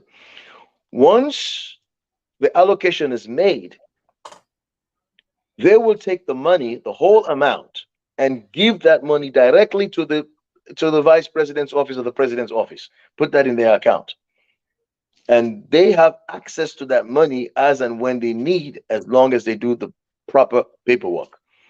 Yeah. While as the difference between them and me in the ministry, I have to raise a voucher, attach pet form 2, send that in, get the approval from the Minister of Finance, get the approval from the FS and the Director of Budget before that goes to Accountant General. They have the money there. They can always get to it. So because the money is available, it is liquid, then you have double dipping issues. So that's the process. Yeah. Thank you. Thank you so much. Thank you so much, sir. I just wonder why guys like you don't come out frequently to explain this process. But just a quick question to you before we shift gear to the next Just segment. one more thing. I see Yeah, something sure. on your Fire away, screen that please. says only minister can write to the government to seek clearance to spend government money. No, what I said was only a minister can write to the president. To the president. You have your permanent secretary, who is the head of your administration. He can do an executive clearance. Say you want to spend money that for which they don't have in the ministry, it wasn't budgeted for, something came up. The permanent secretary can do an executive clearance, but he has to write to the secretary to the president for the attention of the president. Only a minister of government can write directly to the president and seek executive clearance. That's what I said. Only a Thank you. minister, not even a deputy minister. A minister is the only person who can write directly to a president. Thank you very much for that clarification. And on the basis of that clarification, I want to ask you, juxtaposing the position between then and now, because now the same thing, I think I asked a similar question in terms of bureaucracy. There was a lot of it the last time, and this is not a biased point of view. This was something that I was observing, as opposed to now where everything else focus now the presidential palace, if you like, state house. But what's your view, having been in government before, how una been operate within the realms of the rule of the country, as opposed to now, especially with the dispensation of money, application of money, basically just following processes and procedures. What would you say between then and now, sir? Well, definitely, it was by far more controlled during our time. Of course, we come up with the what we call the Public Management Financial Act, the PFM Act, where we pass now Parliament. We insist that certain thing must even happen. I talk about executive clearance. Before you ask for executive clearance, you must first long write to the Minister of Finance and seek concurrence. For say, hey, I not get this money in my budget too, but something come up where I want to spend government money. You go accommodate me. You just forget that kind of letter they first, attach them to the executive clearance before you present them to the president. Things like that. Um, uh, um, there was a strict with this accounting. What did we talk about? Self account, not self accounting, single treasury account. What did we talk about? This was actually developed by the APC. The APC actually developed the single treasury account. What was the single treasury account? Now, it means for control government money. We found out that there are times when government don't have money, but yet there are other government agencies that has programs with donors, be it the World Bank or so on and so forth. Those programs are yet still to be taken on board, but those funds have been made available. They're sitting in an account. So there are times when you find out that certain ministries have 15 other accounts because of the different activities that they programs that they have. Well, what government is saying is the single treasury account is saying is it makes no sense for central government to borrow money when government entities have money sitting in accounts that we can use and put those money back when the time comes. And it even makes sense for government to know how much money we are bringing in. You can always have the money back as an expenditure, but it should come in to the uh, consolidated fund first, and then you can have it back. This way, government can aggregate the amount of money that is coming in. Um, a good example of that would be a family. We're home. I have three children and my wife, and everybody's working. And I'm going out to buy a car. I'm going out to buy another house, and I'm only using one income. They're only looking at my income simply because everybody else is hiding their income. But if I can produce the income as a household income, my income, my wife's income, my three children's income as a household income, then my definitely my income to debt ratio would be a lot better, and I can probably buy a much more expensive house. So that's the idea behind it. And all of these are things that we did as a government. So management of finances was by far much better. And finally on this issue, when you look at the budget is the amount of money that is used to run government activity in the country. During our time, we always ran a deficit budget, no doubt. We never have sufficient funds to actually actualize our budget. Never. 40% of the budget was supported from taxes that are coming in. 40% of the budget was supported from our donor partners, EU, ADB, World Bank, and what have you. And about 20%, sometimes 25% from domestic or international borrowing. That has changed drastically. What we see happening now in the country is a situation where borrowing has increased to about 77% of the budget. In other words, debts to GDP ratio, which was 20 to 25% during that time, is now 77%. We are borrowing that much to satisfy a budget because there has been an insatiable uh, uh, will of spending money. There has been an expansion of expenditure.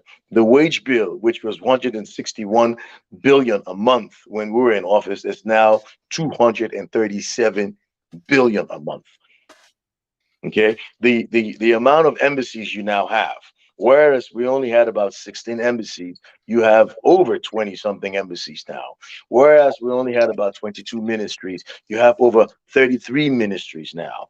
You have more parastatals now. In other words, they're spending a lot more money. So the control of funds is reckless at this point, and that is why we are not able to do the things that we should be able to do. You talk about subsidizing fuel. We're not able to do that now because of the high amount of debt we've put ourselves in. If they tell you what we're paying to service a debt right now, you would be you I mean you will not believe it. So that's the reckless spending that we're dealing with in the country now. Thank you so much, Mr. Jalloh. And Fambulem, thank you so much for paying attention to this interview. And please continue for share. We're about for shift gear. And we want to say thank you in the meantime to Mr. Jalloh for the many clarifications. This is important. Most of us who will have been, we know government officials are watching and former government officials are watching, but most of us, including myself, well, I've never served in government, so this is an eye opener for me, and I'm listening keenly, and it's a learning process for me. And I'm asking the questions, from a professional point of view. Just before we shift gear, I just want to go as we can normally do traditionally in the platform for go to we chat room and see what's happening there. So in the beginning, we get Arun Pape, a man who I know very much well. And Arun Pape, if you're still watching, many thanks from watching, and he's greeting the platform and greeting the guest. Thank you so much. Beatrice Thompson, Endless Love for Den and Now, TNN Media Empire. Thank you, Madam Thompson.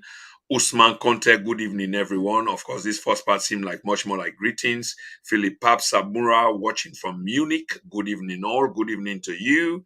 And Oluofe Smith. This person is being a little bit biblical. The Bible says, when the righteous are in authority, the people rejoice. But when the wicked breed rule, the people mourn. That's quite profound. I don't know Uda not the wicked and Uda not the righteous, but I will say that it's quite profound. Thank you, Mr. Smith. BBK, okay, this is a brother and friend, a real true brother and friend. We rarely make comments.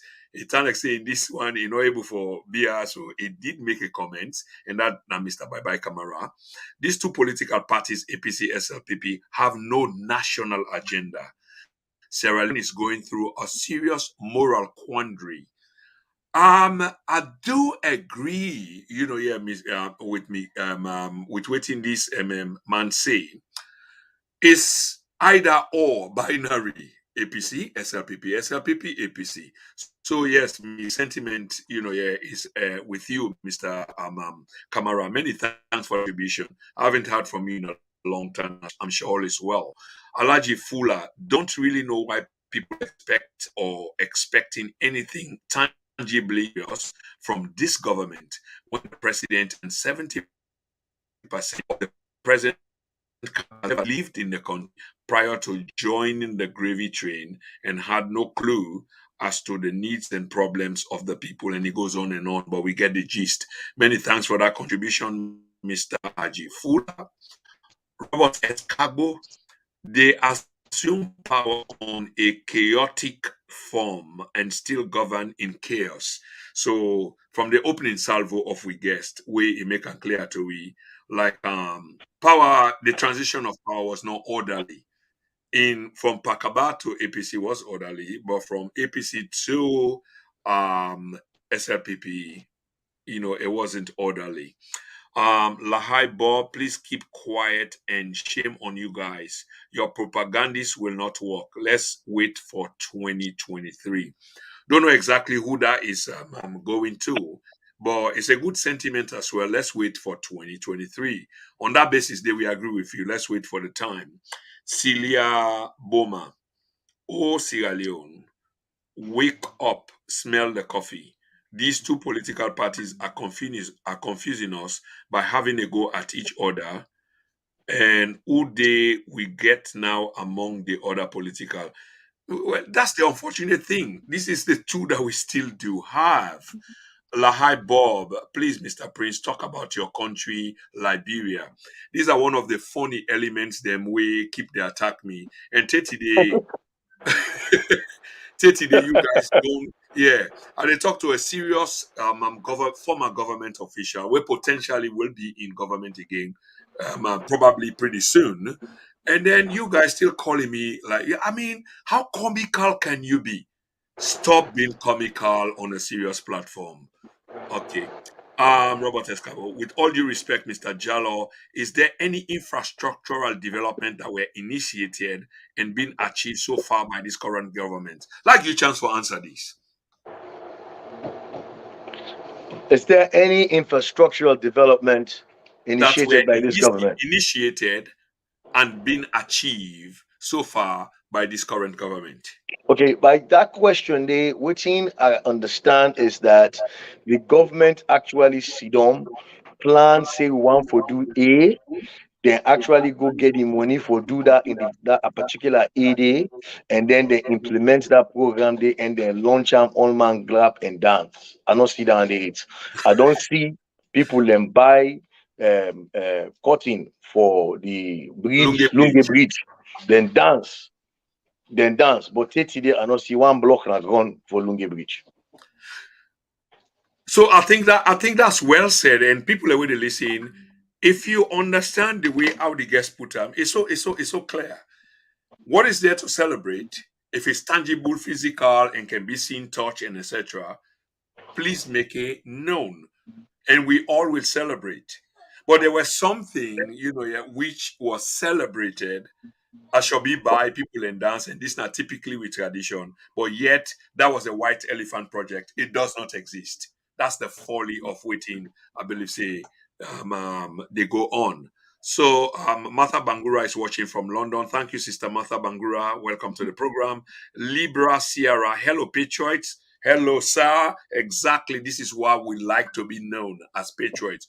We don't ask for it. Now, what we do, and when we get, that label, we do feel proud because we are talking about country. Thank you so much. Prezo Song Jaman, good evening from Bristol City in the UK. Thank you, Bristol, and good evening to Bristol. That's really how wicked the SLPP is. Okay, let's leave that about fabrication. Good question, Prince. Of course, that's a good sentiment to me. Alaji Fuji, this is new. Yes, they can. They can. Most of these multinational organizations are playing double games so as to cripple African nations. Okay, this sounds very much like a Pan-Africanist, and I am a Pan-Africanist, and I'm not dismissing your question. I think now also I come to where we talk about the IMF and Right. potentially undermining the government and so far. Maliki Safa. Brother Maliki, how you do? I haven't seen you in a while, and thanks for watching, and I hope you're doing well. Much greetings and love to the family. Thank you so much. Alaji Fuji. I hope the ACC Big Boss is aware of these processes or is listening to this valuable explanation. Where is he breached? Okay, thank you so much. I can't go through all of this because I get to come back to a guest. Um, Mr. Jallo, I've been saying with the shift gear small. So there we go. It was much more defensive. You get for defend your party. Now I want to take you on an offensive posture. Um, how do I say this? I really, really want to ask. Anyway, having said this, I want to begin with the issue of in a reverse order, but of fake degrees inside government. Inside government. Before I ask any question further, dear, express your sentiment, your perspective on this issue where Dr. John Lahaiwo began on the platform yesterday, an interview where don't go massively viral on how you see this fake degree business. Because some accusation is being levied at you, as usual, that it being under APC, even though to me, no material, we they talk about now, we can go back to the then, but these are people are serving with no integrity. But let me hear your perspectives. First of all, make I'm very clear that I subscribe 100% to Dr. Lahai in life. Okay, people spend a lot of money. People spend a lot of time for actually acquire an education. And acquiring an education does not stop there, but you must acquire a correct education, and you must be able to use that education for benefit your family, yourself, and society. You know, we must develop the marketable skills that society require and desire. Now, it make you mortal man. So if somebody lazy and it go get fake degree, then that is terrible. That is extremely terrible. Um, it could be possible that people in they run around with fake degrees during APC time, but now somebody draw attention to that. You know, it could be very possible. Then you say 10 days for Tifman, 1 day for Master Host. You know, now somebody draw attention to that, and this has nothing to do with politics, but we must deal with it. But then again, even in school, where we go, we get me get an American education. We get tier 1 school, tier 2 school, tier 3 school, tier 4 school.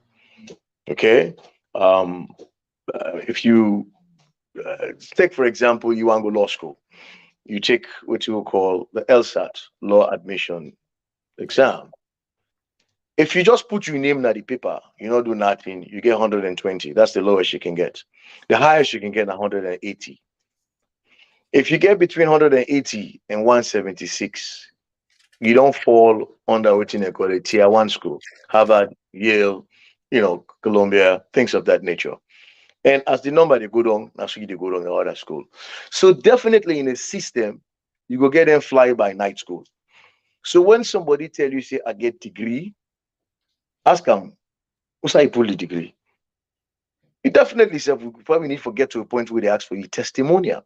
Make we look at the courses, the grade the way you get at the courses. But you can start off with say who's established you get the degree from.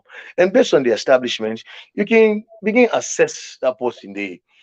And if they get competition around them, if not job that they can look for. Somebody say I get degree from Clement University.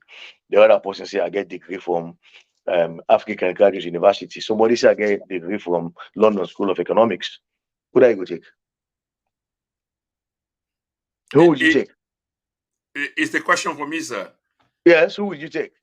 Someone Of has said, course, I have a degree in economics from Clement University. One say I get them from Mutala Mohammed School in Addis Ababa. Somebody say I get them from London School of Economics.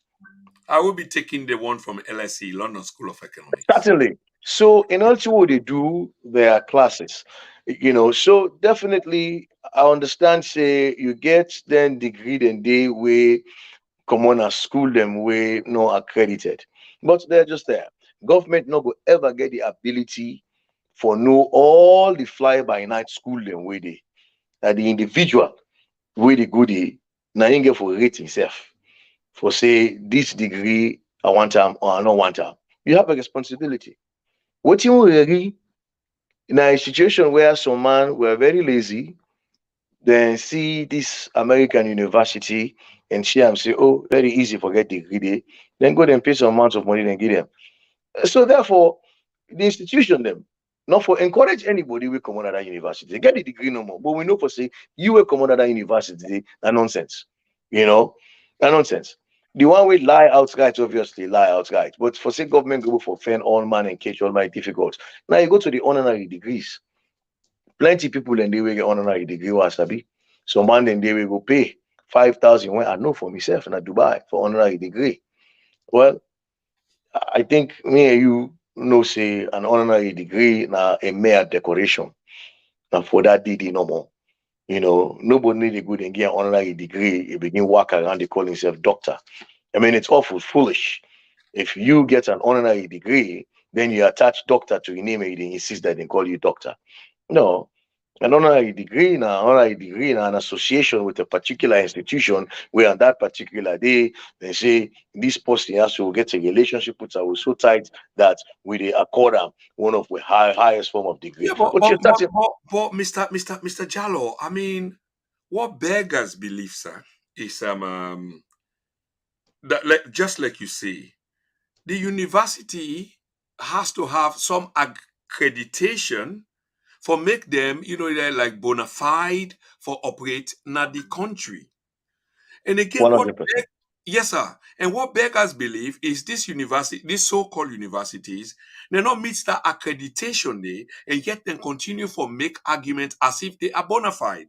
And the worst, sir, is the people them who happen for be the people them where they lead the nation we get or has these fake degrees because if you not got bona fides for operate and then you go confire something on me, it means that that's something they not get no legal footing. But yet the people that are ruling the country, and once upon a time you've been in government, you were in government, but then they claim two things to me because I don't read the background so much. A, then they say one of the universities, somebody they say, okay, Dominion been give me been conferred degree on me. But when I realize and typical example, I know even take names back. The police IG, IG. yes, Ambosovula, a spokesperson in person of Mohammed Kamara, now, Brahma Kamara, rather, the head of media, we don't appear on this platform, I think one or two times, many times ago, come and defend the police chief. But of course, he was defending his boss. But that position, they was indefensible. He say, well, he give the degree back. But 5 months later, according to Dr. John Lahai, he managed to get a doctorate degree again from an equally fictitious scam riddle university. These now big people that when they talk about somebody when are the police chief for an entire country, brother, if you know what I mean. And so much more and so much more. I How felt bad. I felt bad before you even asked the question. I felt bad for Yeah. Brahma Kamara, Commissioner Brahma Kamara. I A man I think to get say huge respect for, actually. Yes. it failed for understand say it represents the police, the Sierra Leone police force, and not an individual. On that particular day, he take on a fight where he had no business taking up upon. Not to be Wow. in business but defend the IG. He should be defending the Sierra Leone police. The IG, that now a personal problem for him. Listen, the position of IG does not require you to have a PhD at all. So if you they go out and go acquire a fake PhD, then it shows that you have no business holding the position you hold. But this case where you bring come, this special case where you talk about the IG, I mean, we'll find out further now. I think through John Lahai say even in first degree, come off from a university, we're in a fictitious university, Clement University. So he's bad all around. But the fact of the matter is, thank God we get individual them we selfless. We in your area, Dr. John Lahai say, you know what thing? When I beat me, when I kill me, when I do any kind of thing, but we have to protect the integrity of our education, and I'm going to call you out on this. It be need for happen. So he did that. That happened. But I know say the government under the minister of Professor Alpha Wuri don't take very stringent measures. I hope they will be implemented. But from which I hear now in press conference, the steps that we they need for take, okay, that will be a thing of the past in the very near future. Well, okay. You see, you're being generous, and this is the thing with you, government officials, both past and present. That at some point, yeah, I mean, it's not a bad thing for your predecessor or your contemporary the benefit of doubt, but sometimes we can see indirectly as it is, Mister Jallo. Let's say, for example, there are many people that are serving in the current government that are being exposed. They are being exposed, and when we look at the due diligence attached to this program of lifting the lead on people and with fake degrees that are serving within we government, I mean, it's so precise. If you follow around, I mean, the man go deep, like all the way to South and North America, to the Caribbean islands of Belize. Or yeah, yes, sir. I mean, this is deep, and I follow this. But the bottom line, why they try for bring come to you, and is people currently serving in the current administration. The man has exposed them, and the evidence is there. He said he speak to his own brother, he call him in brother and friend, the current ACC boss, because this is akin. The academic credential, the way some people and they claim, which is fraudulent, is akin to corruption and therefore fall, in my opinion, under the jurisdiction of the ACC boss. And the ACC boss, when confronted with this issue initially, he bungled it by in response. I get that tape there, maybe I might play it later. But then later on, I want believe say as a consequence of public interest and public pressure, he concede. He say, okay, there will be an investigation, but we already know Usai, or we have an idea Usai the investigation go lead. Mr. Jallo, for goodness sake, why do people in senior cabinet positions, as per waiting with the Yeri, continue for enjoy the confidence of the president? Because the president himself is a less than perfect individual. The president himself understands that he has some shortfalls. When you dey look at somebody like John Lahai, we not get no sacred cow, you not get no scarecrow in the cupboard. They talk, you not busy because you know say you turn her up, you turn her down, he's legitimate. Somebody we're not quite legitimate, go certainly go be a little soft, not go be a sharp for act. So that's the only indication. That's the only thing I can see. But I know that the minister of tertiary education, who is quite an academic, a very fine academic and a businessman, okay, is livid. Of course, that people them will not go through the crucible, not go through what he take for become a doctor. They call themselves doctor. People them just go, probably some man get from the way they walk around calling themselves doctor. And we need for people they need to understand what is a PhD, what Yeah, is an honorary degree. yeah. Then we get the new arrangement don't come. Mostly now we were the American and then get into the dinner. You read and say doctorate of nursing. You go read and say FAMD. Fine. FAMD na a terminal degree for somebody who study pharmacy in business now for dispense medication. Don't get me wrong. I mean, it's a professional degree, and a terminal degree, that's the end of it. If you want for teach, then you go further for get a PhD. You get doctorate of nursing. We now doctorate of nursing, it's not a doctor, it's not a PhD. A PhD now somebody where they add to the breadth and scope of a particular discipline. They don't learn all the courses, all the modules where they for learn on that particular subject matter. It's sabi all. Now it's sit down with somebody where the supervisor and bring a different twist, some other way for look at this subject matter. We go add to how people they analyze and study them. Okay, it go out, you go do a research on that and try for build up on that idea there. They come, as they build up, they write in dissertation, they write them, they get a full package of constructively written documents of within an idea, with pictures, with analysis, with figures and graphs where they support what they say. Take that one day, go in front of people them we don't study the discipline in the past and other people them where they go pose questions, challenge what he say, it defend in own research, it defend in own dissertation, and become accepted. Once they accept them, then now a philosophical doctor.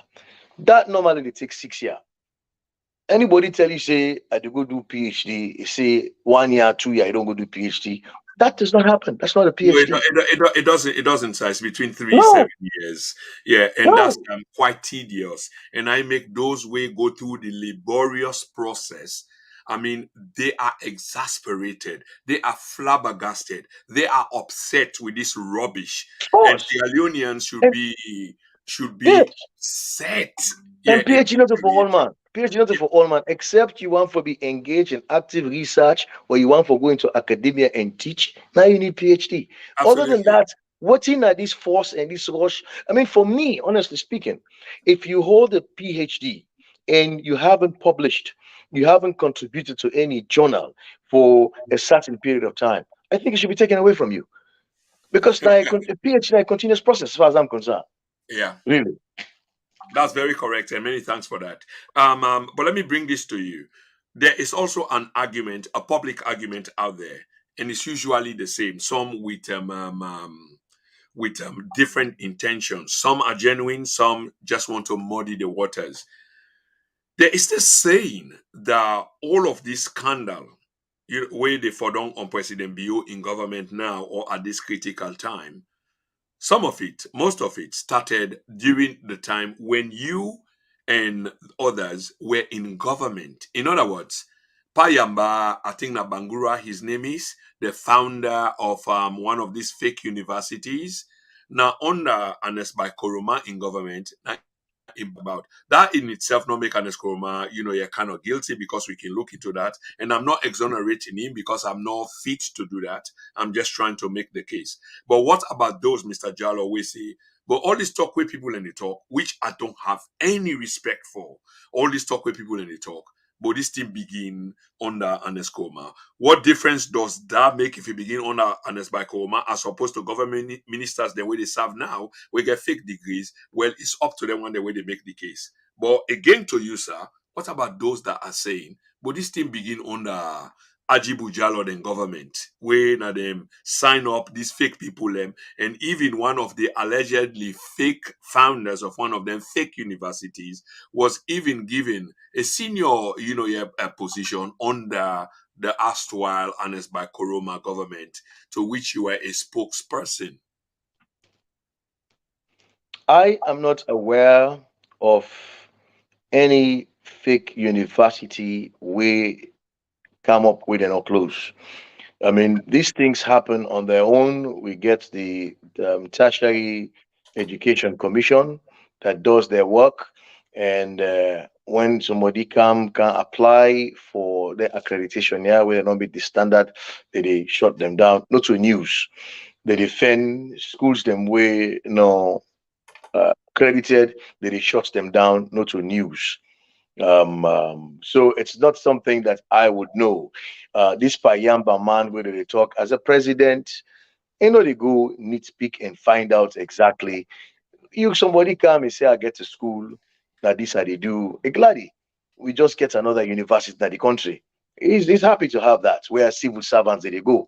Okay. It is now up to the individuals them way they in that technical area they for make sure say in fact within this person they talk not true. Or not true. But like I say, it also has to do with the individual also. The people they already say it be always the happy now, the Agibu and government. Two wrongs don't make a right. We cannot, Absolutely. we Absolutely. cannot, yeah, we cannot be shallow minded, and we cannot just accept. This is very serious.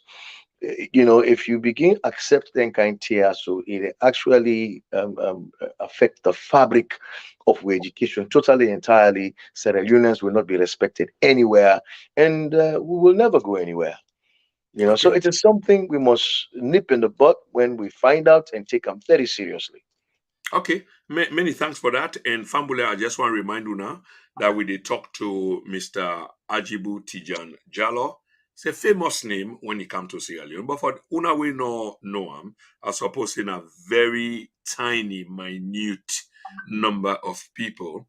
He's a former spokesperson for the government of Sierra Leone under the All People's Congress of Ernest by Koroma. Mr. Just before I go again to my next question, I just want to remind Fambul and say we talked to Dr. John Lahai Idris yesterday. That video gone super viral. And we got for Brian Cab on again, but on a shorter one. Yesterday, we gave 3 hours of the time because most times when they offer him a platform, he could not really make his case. So we try for give him an opportunity. And Mr. Sabin get many things what I want to say, so I developed me arguments and etc. So it took a length of time before I did land. But that was a conversation in which and in an interview, if you and the interviewee una correspond, it's completely different. A conversation now una they have is different. Where you meet an antagonist, where you pose a question and try for open them up, and people in need for understand this. But he will be back soon, but what I be one for left family know is like the issue of corruption. We self fake degrees. We are pursuing that, and in the course of this week, I believe we will begin for highlight the people them that have been named by Dr. John Lahai. There's so much evidence, and we will begin with the Minister of Agriculture, Forestry, and Food Security, Mr. Mr. Karimu, I think Karim they call him here. Karim. Abubakar Karim. That's his name. Now he will they begin with. We go begin for expose as to why President Bio will not sack him. And we do know now why, because of the closeness. And I just give you a gist. How people and they put friendship ahead of country. And this should be not acceptable, but that is coming soon. Mr. Jallo, your party been in a court for many, many months. There has been delayance and etc. etc. The SLPP, they not do their own convention, they not elect them, they not elect them flag bearer. Though you're partially 1 foot outside of the court, something else has been delivered by Justice Adrian Fisher, like an ultimatum. This night in una need for do. Are you going to abide by the justice's rule or you intend for appeal? Where are we? Um, what do you mean by you're 1 foot out of the court? I don't know whether I don't finally agree to waiting Justice Adrian Fisher put, here on the floor because this has happened several times and that I mean. So the justice, you deliver something and then una been get for go consult amongst yourselves and then una either come back for either pursue that or obey waiting the justice say. But this final verdict where Justice Adrian Fisher seem for don't put down, I don't know whether una don't agree between yourselves that you know what, we're not going to appeal. Now that I mean, if una don't make up una minds, then I mean una out of court, even though the verdict has been delivered. But you still have an opportunity if you want for appeal, so you can either appeal. So now that's I mean, one foot inside, Oh, one okay. foot outside, sir. Okay. Well, I am not a member of the executive. Which in the ruling no affect me per se, my own particular position. In the political party, we have hierarchies. We have the national executive, which consists of the chairman, deputy chairman, secretary general, organizing secretary, publicity secretary, and so on and so forth. And them individual and the rulings say they should be dissolved forthwith. Um, and I think you go further for injunct members of the executive not for holding themselves out as executive perpetually. The ruling is the ruling. You have to accept it. If you choose for appeal, that's all fine and good, but we don't have a choice but to accept the ruling. The ruling stays. The ruling is enforced and is in place. You have to accept it as you go ahead and appeal. You know, they say they appeal, and at the same time, you say, because I need for appeal, I need to follow the ruling. That does not work. Once the judge gives his orders, we have to accept it. So, really, I am not a member of the executive, so I cannot speak 100% as to whether they consider for appeal or not for appeal. But my understanding is that we just get a press conference, which I then talk to we, and the indication is that they don't intend to appeal. But as a party member, of course, me not going to encourage them for appeal. Go ask them for make we accept the ruling as it is, and we come back together, unify with party, and just move forward as one unit. Nothing no day way bad. Whatever happened, it happened for the interest of the APC. The APC will be a much stronger party. The APC will be more focused, and well, we just have to move forward, and not even tear each other down. I just hope and pray, in fact, that I look for my former leader and chairman for come out and make a statement at some point, telling everybody to accept the ruling as it is, and make we hold each other together, and make we understand and believe, say, the party big past we all, and the survival and the maintenance of the integrity of the party should be primordial, should be cardinal, should be paramount. Many thanks for that, sir. And that's a very profound statement. Um, um, the appeal to the party, yeah, for respect the ruling of law, and I really do appreciate that. Um, I don't know, based on the answer where you provide, whether you will know, even though you haven't gone to a convention yet, but Dr. Samura Wilson Kamara has been the front runner for like many months. So I will ask you retrospectively: do you think, Mr. Jallo, that eventually he will be the presumptive flag bearer, your nominee for the party, or is there something else in the making? Even though you give us the impression as if you don't know what's going on the inside, on the deep inside. you know, Mr. Kuma, honestly, we don't adopt a new constitution, and the new constitution gets few things them we differ quite different from the old constitution. One such selection clause is gone. The other one, that the fact that, which is the same, in fact, that the fact that every position will be voted for. Every position will be voted for. And to this day, all man not quite understand that. And they get a lot of people when they ask me the question, but we don't know how to give you back. Now, someone had to give you, or not someone had to give you. First and foremost, I can always try for talk to people, let me understand, say, the new constitution makes it that every position will be voted for. The selection clause is gone. Now, Dr. Samora Kamara is a fine individual, don't get me wrong. He's been ahead of the game. He's been reaching every crack and crevice of the country. So he has a head start. And with the short amount of time that is left between now and the elections, or even between now and the time we have our National Delegates Conference where we select a flag bearer, whoever intends to compete against him must work 100%, 110% harder, because Samura Kamara is well known. He's been seen. People see him and assume and think that, in fact, he should be the flag bearer. But at the end of the day, it comes down to an election. But like you said, really and truly, he's way ahead of the game. He's been out there for 4 years now, and whoever wants to come and challenge him will have to work extremely hard.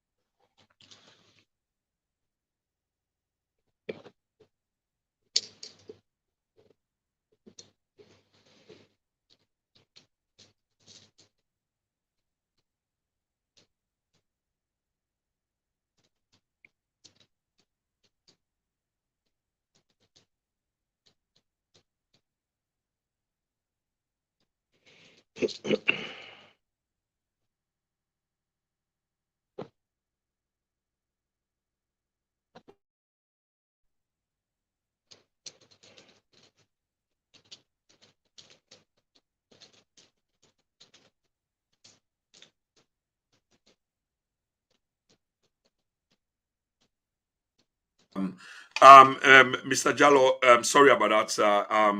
The point I've been trying for make is like there are many things happening despite waiting you don't see. Justice Fisher don't render in verdict, but by many observations out there in the public, and if you dey monitor social media, there is bad blood drawn. Most people not most, and no one qualify that as most, but there's a division I think that's appropriate between party members, those for and against. There are people who say the people that wicked and go to court, they are traitors. There are people that will say, well, we need, and you spoke positively, we need the change. The party need for reform. But at the end, there should be an objective. Is how about returning to power? And then above that, you get a leadership prior to the now, Mr. Jallo, who, for example, the Big Six, the party divided among all these big wigs. How are you guys willing or going to reconcile this bad blood we don't exist within the last year or two or even three, as opposed to what we talk about now? Big Six, those who took the party to court, those who eventually will emerge as the new leadership as per Justice Adian Fisher in verdict. How you see him, sir? At the end of the day, again, I will reiterate the fact that the party's survival, the party's integrity, the party being able to form the next government is primordial, it is paramount, it is cardinal. This is not the time to follow an individual. It is time for us to show our APCness and support the party.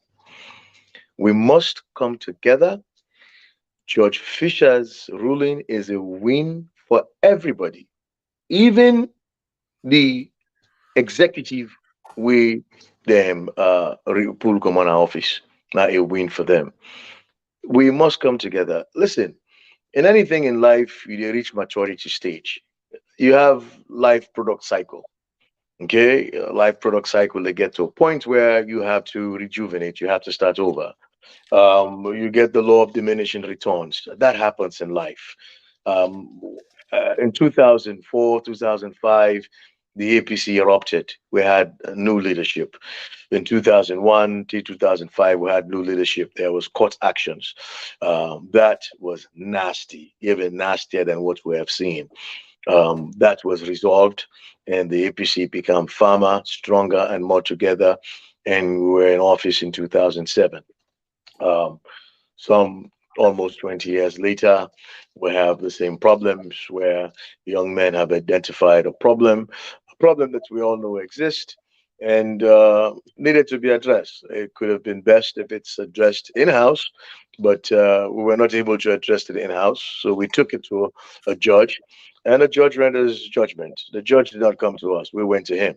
So whatever judgment he gave, we have to accept because we submitted to his handling of the matter. As it is now, what is best for us as APC now for make we can together, regardless of what happened. The survival of the APC now matter. So we go continue for advocate, and we will ask everybody for think party first and understand. Say we get a constitution where we get for abide by and follow, and it's something we have adopted. And down they get the tools then what we need for identify would have to be with chairman, would have to be with leader, and what have you.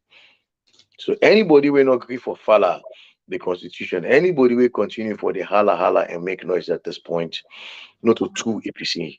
Any true blue blood APC, trust me, go see reason for calm down and just accept the ruling and cooperate with the interim executive.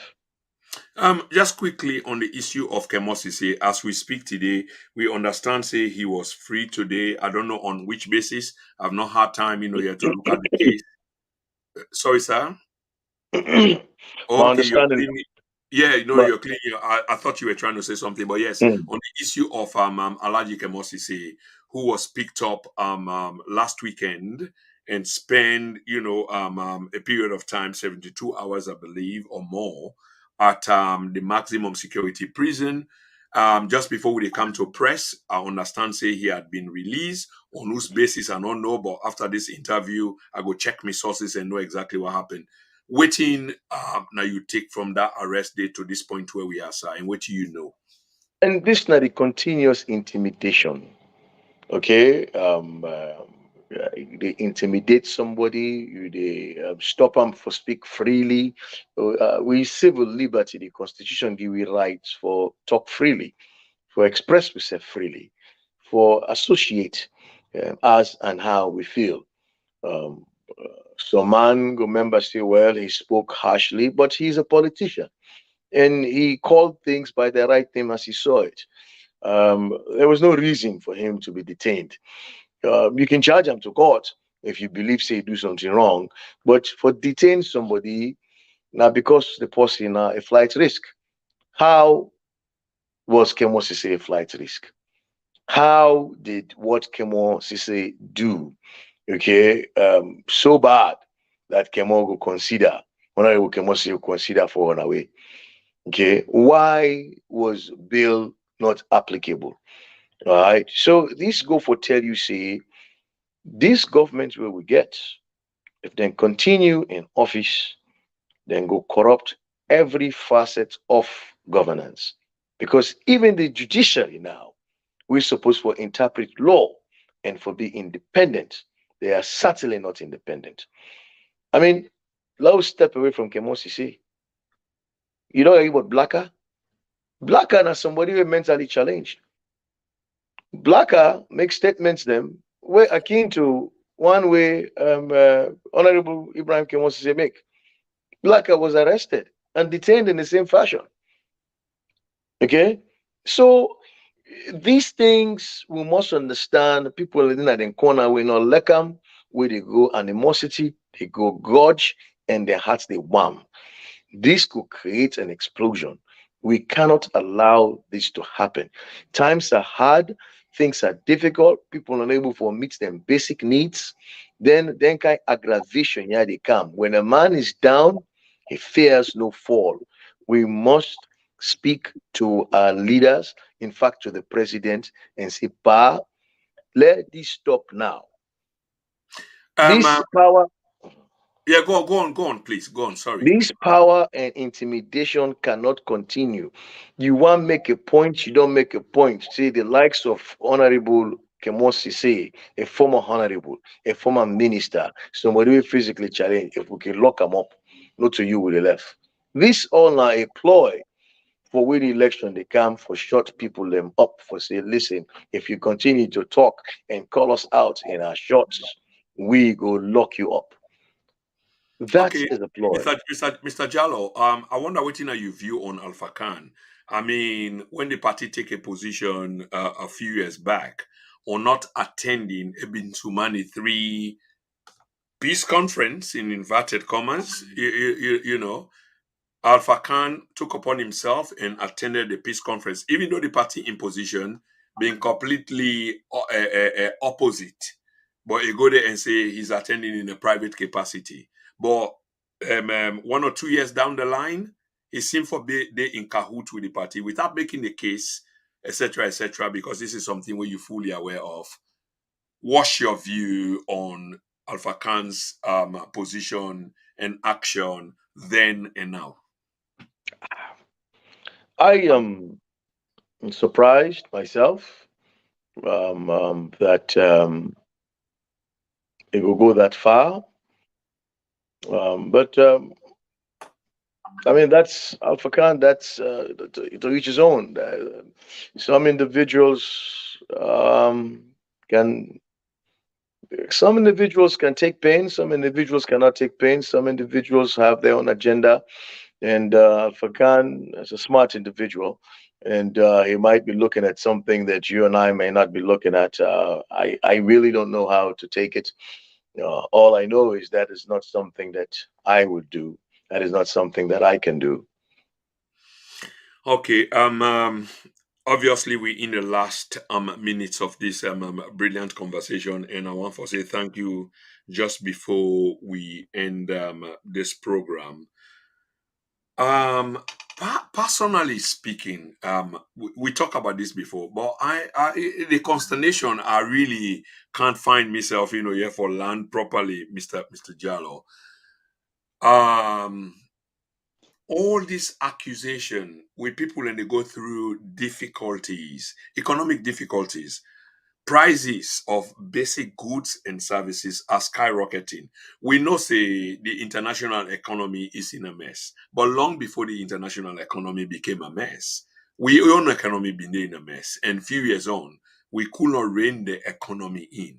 So we dey try for find the perfect boogeyman in terms of Russia invading Ukraine for say this is the situation. One last sentiment on this, in terms of the economic problem we will find ourselves in. How did we find ourselves in this? Because they continue to blame your government. Say I don't agree, by the way, that they inherit a bad financial system, which to some respect, you are subscribed to, but 2, 3, 4 years on, you own it. The late Colin Powell say if you broke them, you own them. And 2 years on, 3 years, 4 years on, and you still dey blame people them. I wonder what you take on that, Mr. Jallo. My take on that is I've told you that at the onset of the interview was a bad worker quarrels with his tools. A thinking man, somebody where they drown, if not sharpness if he see it, hold him. What thing will happen, make it happen. Um, let's look at the macroeconomic indicators. Thank you very much. We're going to substantive issues now, yeah? Okay. It was the vice president of Ghana that said, if I were to use, what did he say? He said, um, uh, when in doubt, observe the exchange rate. He said the exchange rate movements, they tell you plenty things.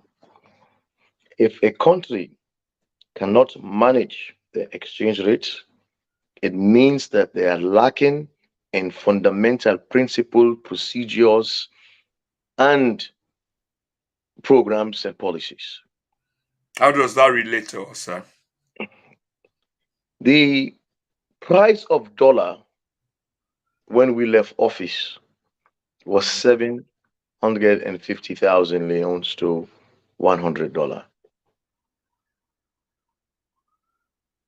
Within 1 year, it don't come $900. Within 2 years, it don't reach 1 million. As I talk so now, $100 they exchange for $1,250,000, 250,000 leons. So the speed with which the exchange rate erode, okay, in 4 years, the 4 year from 2018 to now is three times as much as the speed where the exchange rate erode from 2018 going from 2014, Okay, going okay, back to 2014. okay, Mr. Jalloh. Of course, we did fastly run out of time, but you did make a case there, and I know people are listening. Just a quick one. Your view on the bank governor. If you take a professor of economics, you make him a bank governor, everybody will be broke. I wonder. I mean, this is interesting, and I laugh because it is not the far fetched answer where I not even contemplate. And let's just repeat and make sure say I get it right. If you take a professor of economics and make him a bank governor, everybody will be broke. Is that exactly Yes, what you said, sir? that's what I And said. I wonder why you say that. And I Just can for defend Andy all day. Um, my background is economics, agriculture economics. okay. Okay. Um, I went to the Ohio State University, College of Food, Agriculture, and Environmental Science. I went to Longwood University, Graduate School of College of Business and Economics. And I have been around economics professors. And I know that those guys are fine in their discipline. They are fine in explaining the discipline. But if you were to take them out of the classroom and bring them into the front office, it's a disaster. It is a disaster, and that's what we have now. It's a disaster in the way they manage people. It's a disaster in the way they talk about what is happening. It's a disaster in their public relations aspect. It's being a bank governor involves not only understanding the proper fiscal policies to identify, but how to manage information, but how to get that information and who to speak with and how to use the tools you have available. I am not sure this bank governor is making very good use of the resource he has, the human capacity he has within the bank. I am not sure, given the gaffes that he has made. He promised us that by October, he would have introduced the new denomination. October is far gone. Another October is on its way coming. That has not happened. He told us that he spent $68 million. Just listen to that, $68 million to bribe. Okay, fine. He did not mean bribe as we know it, but he meant to find ways to be able to get people to bring money, to attract, to suck the money back into the system. But the manner in which he said it, goes to tell you the way he's thinking. So for me, I don't think we have the best choice of an individual in the bank governor, and we don't have a president or a stable minister of finance that can adequately advise the president to make the required change. So So it's for some eyes, yeah, that is the equal of failure. Probably we don't want to say the F word, but from what you just summarized, sound like the equivalent of failure. Mr. Jallo, I want to say thank you very much. One final question to you, sir. We don't hear all of this case made not only by you but by many others. We will talk about elections shortly. There have been some malfunctions in the current government, some shortfalls. For example, a question I want to ask you, I be intend for ask you on the midterm census, the botch. I like for put the botch to it, midterm census, where people and things say the president go use at some point during this short open window.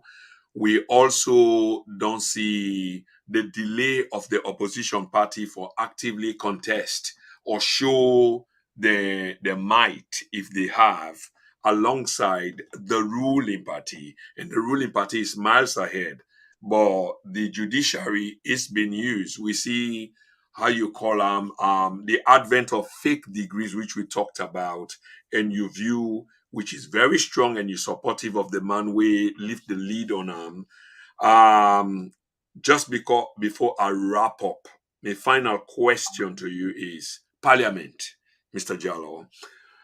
To many people, Parliament has been a disappointment, and disappointment in many things, some of which we've spoken of. I wonder, understanding where I'm coming from in saying that Parliament is being a disappointment, not from my point of view, but from the point of view of many of we citizens. I wonder what's your view on this Parliament? My views are akin to yours. Parliament certainly is a disappointment, but there's a reason for that. There's a reason for that because you have the majority in Parliament happens to be the SLPP, who are also in the executive branch, and no one is ready and willing to stand up to the president. The Parliament is not independent. We started off on the wrong footing. Uh, they forced a speaker into office. They removed 10 APC parliamentarians, well, nine. And while the Election Act says that once a constituency becomes vacant within 90 days, you must have a by election. They chose not to have a by election. The judiciary took it upon themselves to, just bring in SLPP parliamentarians. So a good majority of those parliamentarians are not there by merit. They feel as though they're being done a favor. So therefore, they're not ready and willing to challenge their own government. They also saw examples of Honorable Tawa, who was a fine parliamentarian who wanted to be very independent and professional in his work. He was thrown to the back bench, and to this day, he's not even allowed to speak anymore. He's been demoralized. So others see that and they don't want to be in the same vein. So therefore, we have a Moo parliament. And parliament, it comes to vote. As long as one particular party has more votes than you have, then they will prevail. Parliament also is decided by the speaker and the leaders of the respective parties in parliament. So you can be a parliamentarian and don't speak for 6 months because you haven't been appointed to speak. The speaker may not have allowed you to speak, or your leader might not have enough reason to get to you. Maybe things he needs to get accomplished could be accomplished by other people already. So parliament is not the effective, rambunctious, excited parliament that you see in the US or over here, over in the UK. Being a parliamentarian happens to be a very boring job if you're not a member of a committee, if you're not a chairman of a committee. So it's not an exciting job anyway. Okay. This is my final thought, Mr. Agibu Tejan Jalloh. And just before I close, I just want to say thank you so much for taking up this time. And we will always call on you, and I believe that you're willing to always come on the platform. But Like I say again, sir, this now me final thought. There is hardship in the country of some proportion. I know if mega you look at. proportion. Yes, sir. I mean, yeah, I did try for find the equivalent word without being compensating to either side of the political aisle. That's what I'm trying to do. But the most difficult times away from the war in normal times would have been in the 1980s when I was a young man growing up in Freetown. When we see we parents them could not afford, yeah, I see me mama not able for buy per mine, will be they eat enough and dry fish, good fish to with soup. So I know that was the most difficult time before, yeah, we move on, yeah, to somewhere else. Um we people seem for they go through this moment, and the basic amenities of life is not really available for we people at now. And people are still struggling, and the quality of life of fellow Sierra Leoneans seems to be degrading or deteriorating every day. I'm not trying to make this up. I've got no beef or dog in this fight. These are just the realities of life. And elections is soon to come, sir. Elections soon to come. Electricity. Akin, you get engaged in this conversation with certain people on social media. Electricity is lacking. Yet the All People's Congress was laughed at, but waiting them produce then a far more than waiting exists now. Yeah, people are in relative blackout. Most families cannot afford even one meal. And not even one call it a meal. We don't call it a meal because a meal it consists of few things. Not the way you cook rice and put plasters inside as a meal. That's just basic. But still people cannot afford it. I mean, it's difficult. The economy is tanking, the Americans will say, is tanking.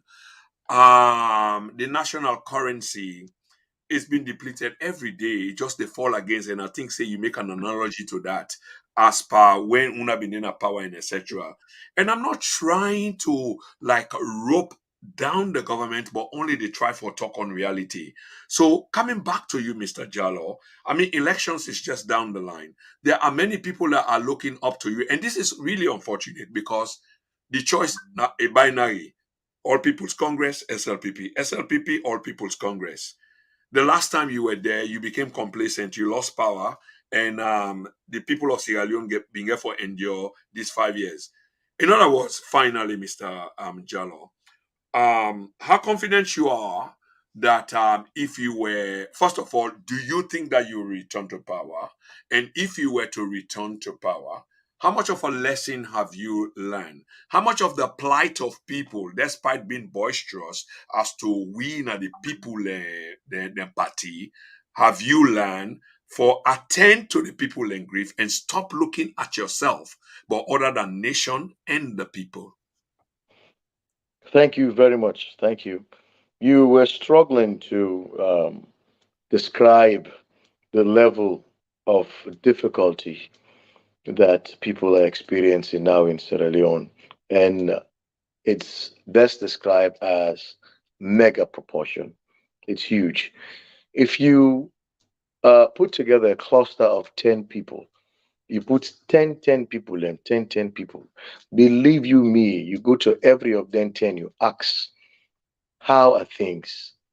Minimum of 8 could tell you, say, teen tranga, teen difficult. So things are extremely tough. We don't talk about the exchange rates. The inflation rates will also indicate to you for say things are not fine. Then we lie per read until we say inflation rates are yeah last year don't count to single digits. Only for law find out say not to true. Inflation rate don't go 17%, double digits and still climbing.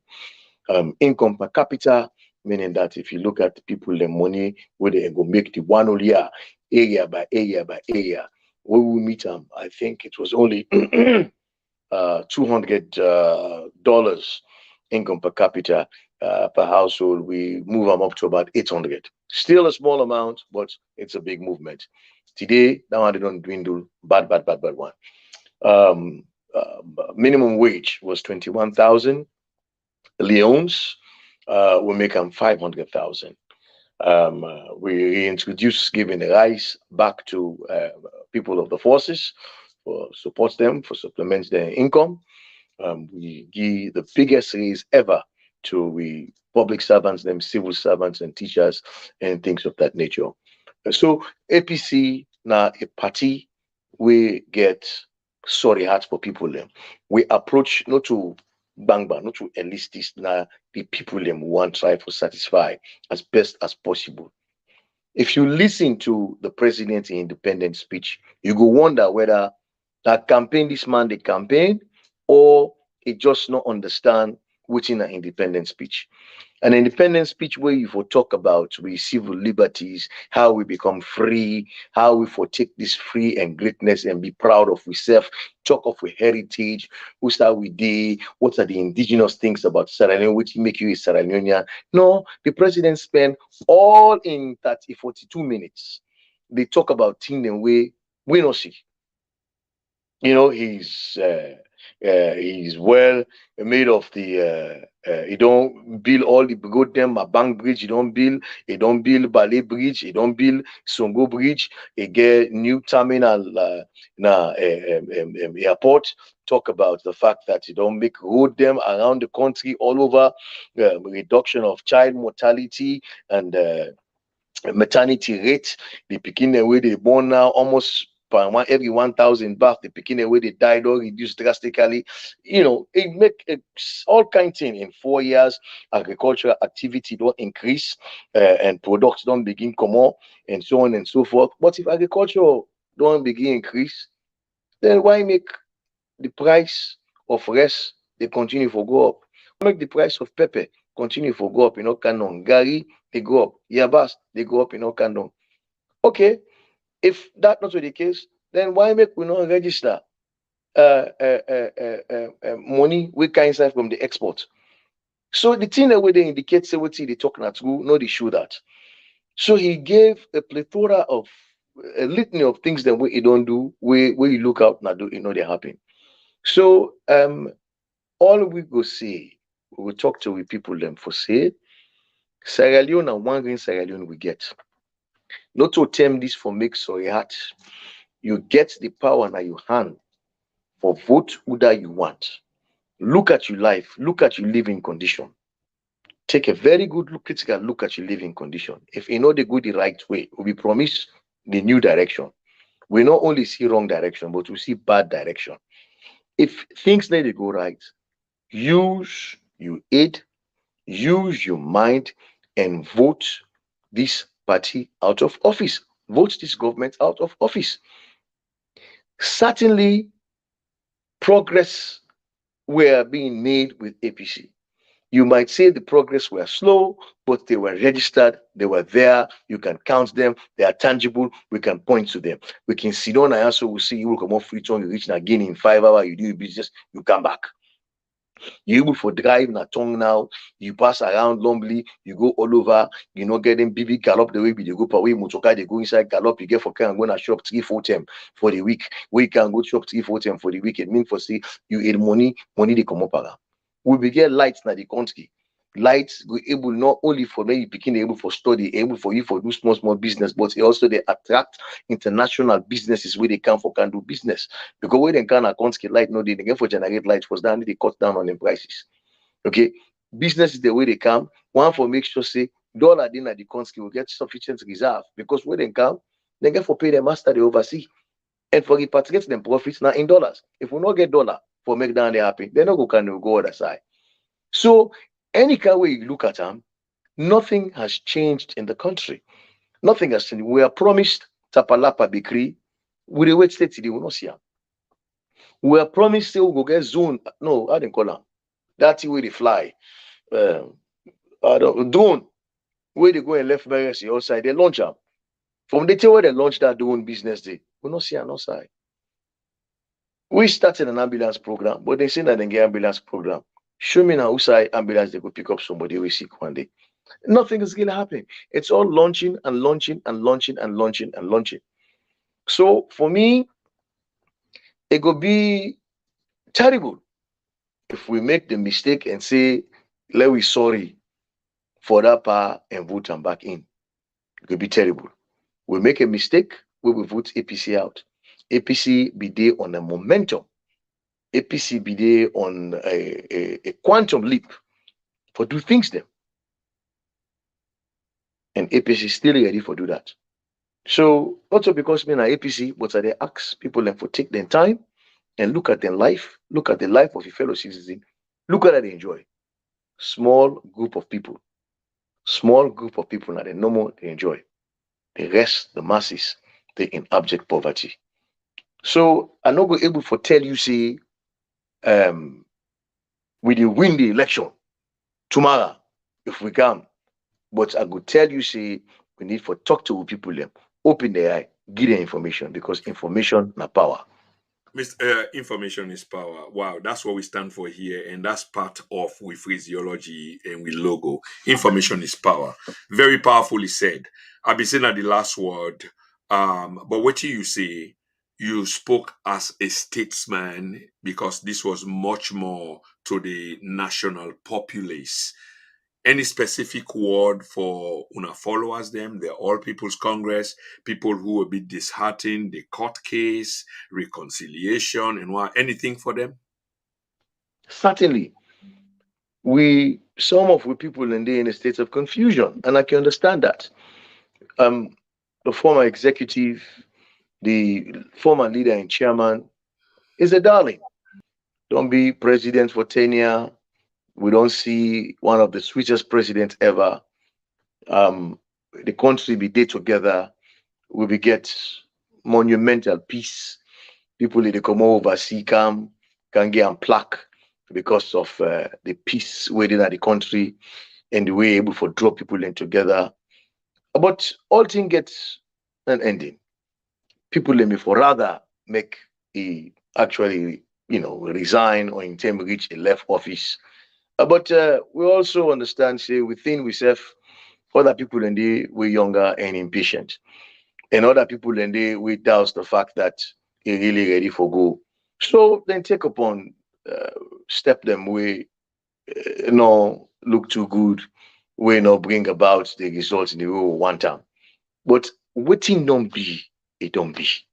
At the end of the day, APC we are good for singing the victory song. And the term this for singing the victory song, there is victory for us all, and the struggles of APC, there is victory for us all. When once we sing the victory song, it means we don't wipe our back. We don't say that's it. We accept it as it is. We move forward. We need for do that. If we not do that, we're not able for talk in unison. We're not able for talk in one voice. We're not able for do the half thing that we need for do in we small cocoon them for inform people them for go then yes make them see what thing they happen. We're not good for them. So at the big family, at the big family, that this ruling, now a ruling for APC, make we just accept them so and move forward. Change was bound to happen anyway within the APC. Change was bound to happen. We'll get a new clean slate for work from, make we work from that day and build up our party, make we win 2023 election. We owe that to our people.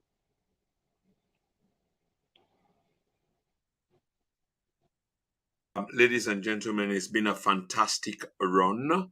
We've had this conversation with none other but a former government spokesman of the All People's Congress, but government of Sierra Leone. That's important for clarify. And Mr. Agibu Tejan Jalloh. We at some point we will for bring again because issues of this kind never finishes. And remember, say we they talk about politics, but we want to use this opportunity for say thank you to Mr. Jalloh. And Mr. Jallo, thank you so much, sir, for taking your time off. And I believe say you're there on holidays, but at least there is a sense of national duty. And I'm sure thousands of people get for you exactly what you say, sir. So thank you so much, sir. Thank you very much for having me. It's been my pleasure. And anytime, anywhere, your wish is my command. Thank you so much. So, ladies and gentlemen, here we are. We've come to the end of a very brilliant Then and Now or TNN TV media program with a high-profile guest in person of Mr. Agibu Tejan Jalloh, a spokesperson for the government of Sierra Leone in the astral government of Anes by Koroma. There are a few programs coming on soon. One I can certainly tell you now about now the issue of fake degree where they go in our country and the focus with camera go day on the Minister of Agriculture, Forestry. And yeah, definitely it's going to be on him. I mean, there is so much inside information. The fact that the president cannot budge, yeah, for take action against people who, in terms of the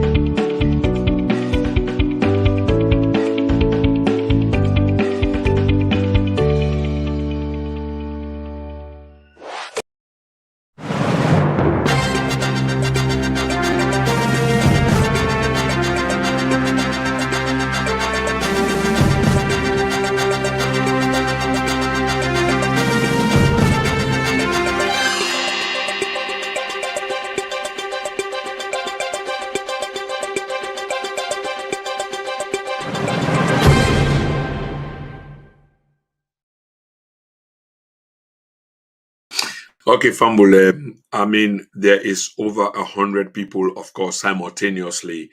Probably on Facebook, you got about 50 or 60, and then on YouTube, you got about 40 or 50 or whatever watching. Do you want to wind down? The program has finished. Thank you so much. I not just one cut off rudely, so I've been here for come back and make this announcement. But there are more programs coming on the dinner now. The last one yesterday and even today. Please forgive me for typographical error. It's a singular multitasking person, so I am doing everything as my deputy is on holiday at the moment. Thank you so much for tuning in, and God bless everybody. God bless the country. Good night, good afternoon, good morning, goodbye.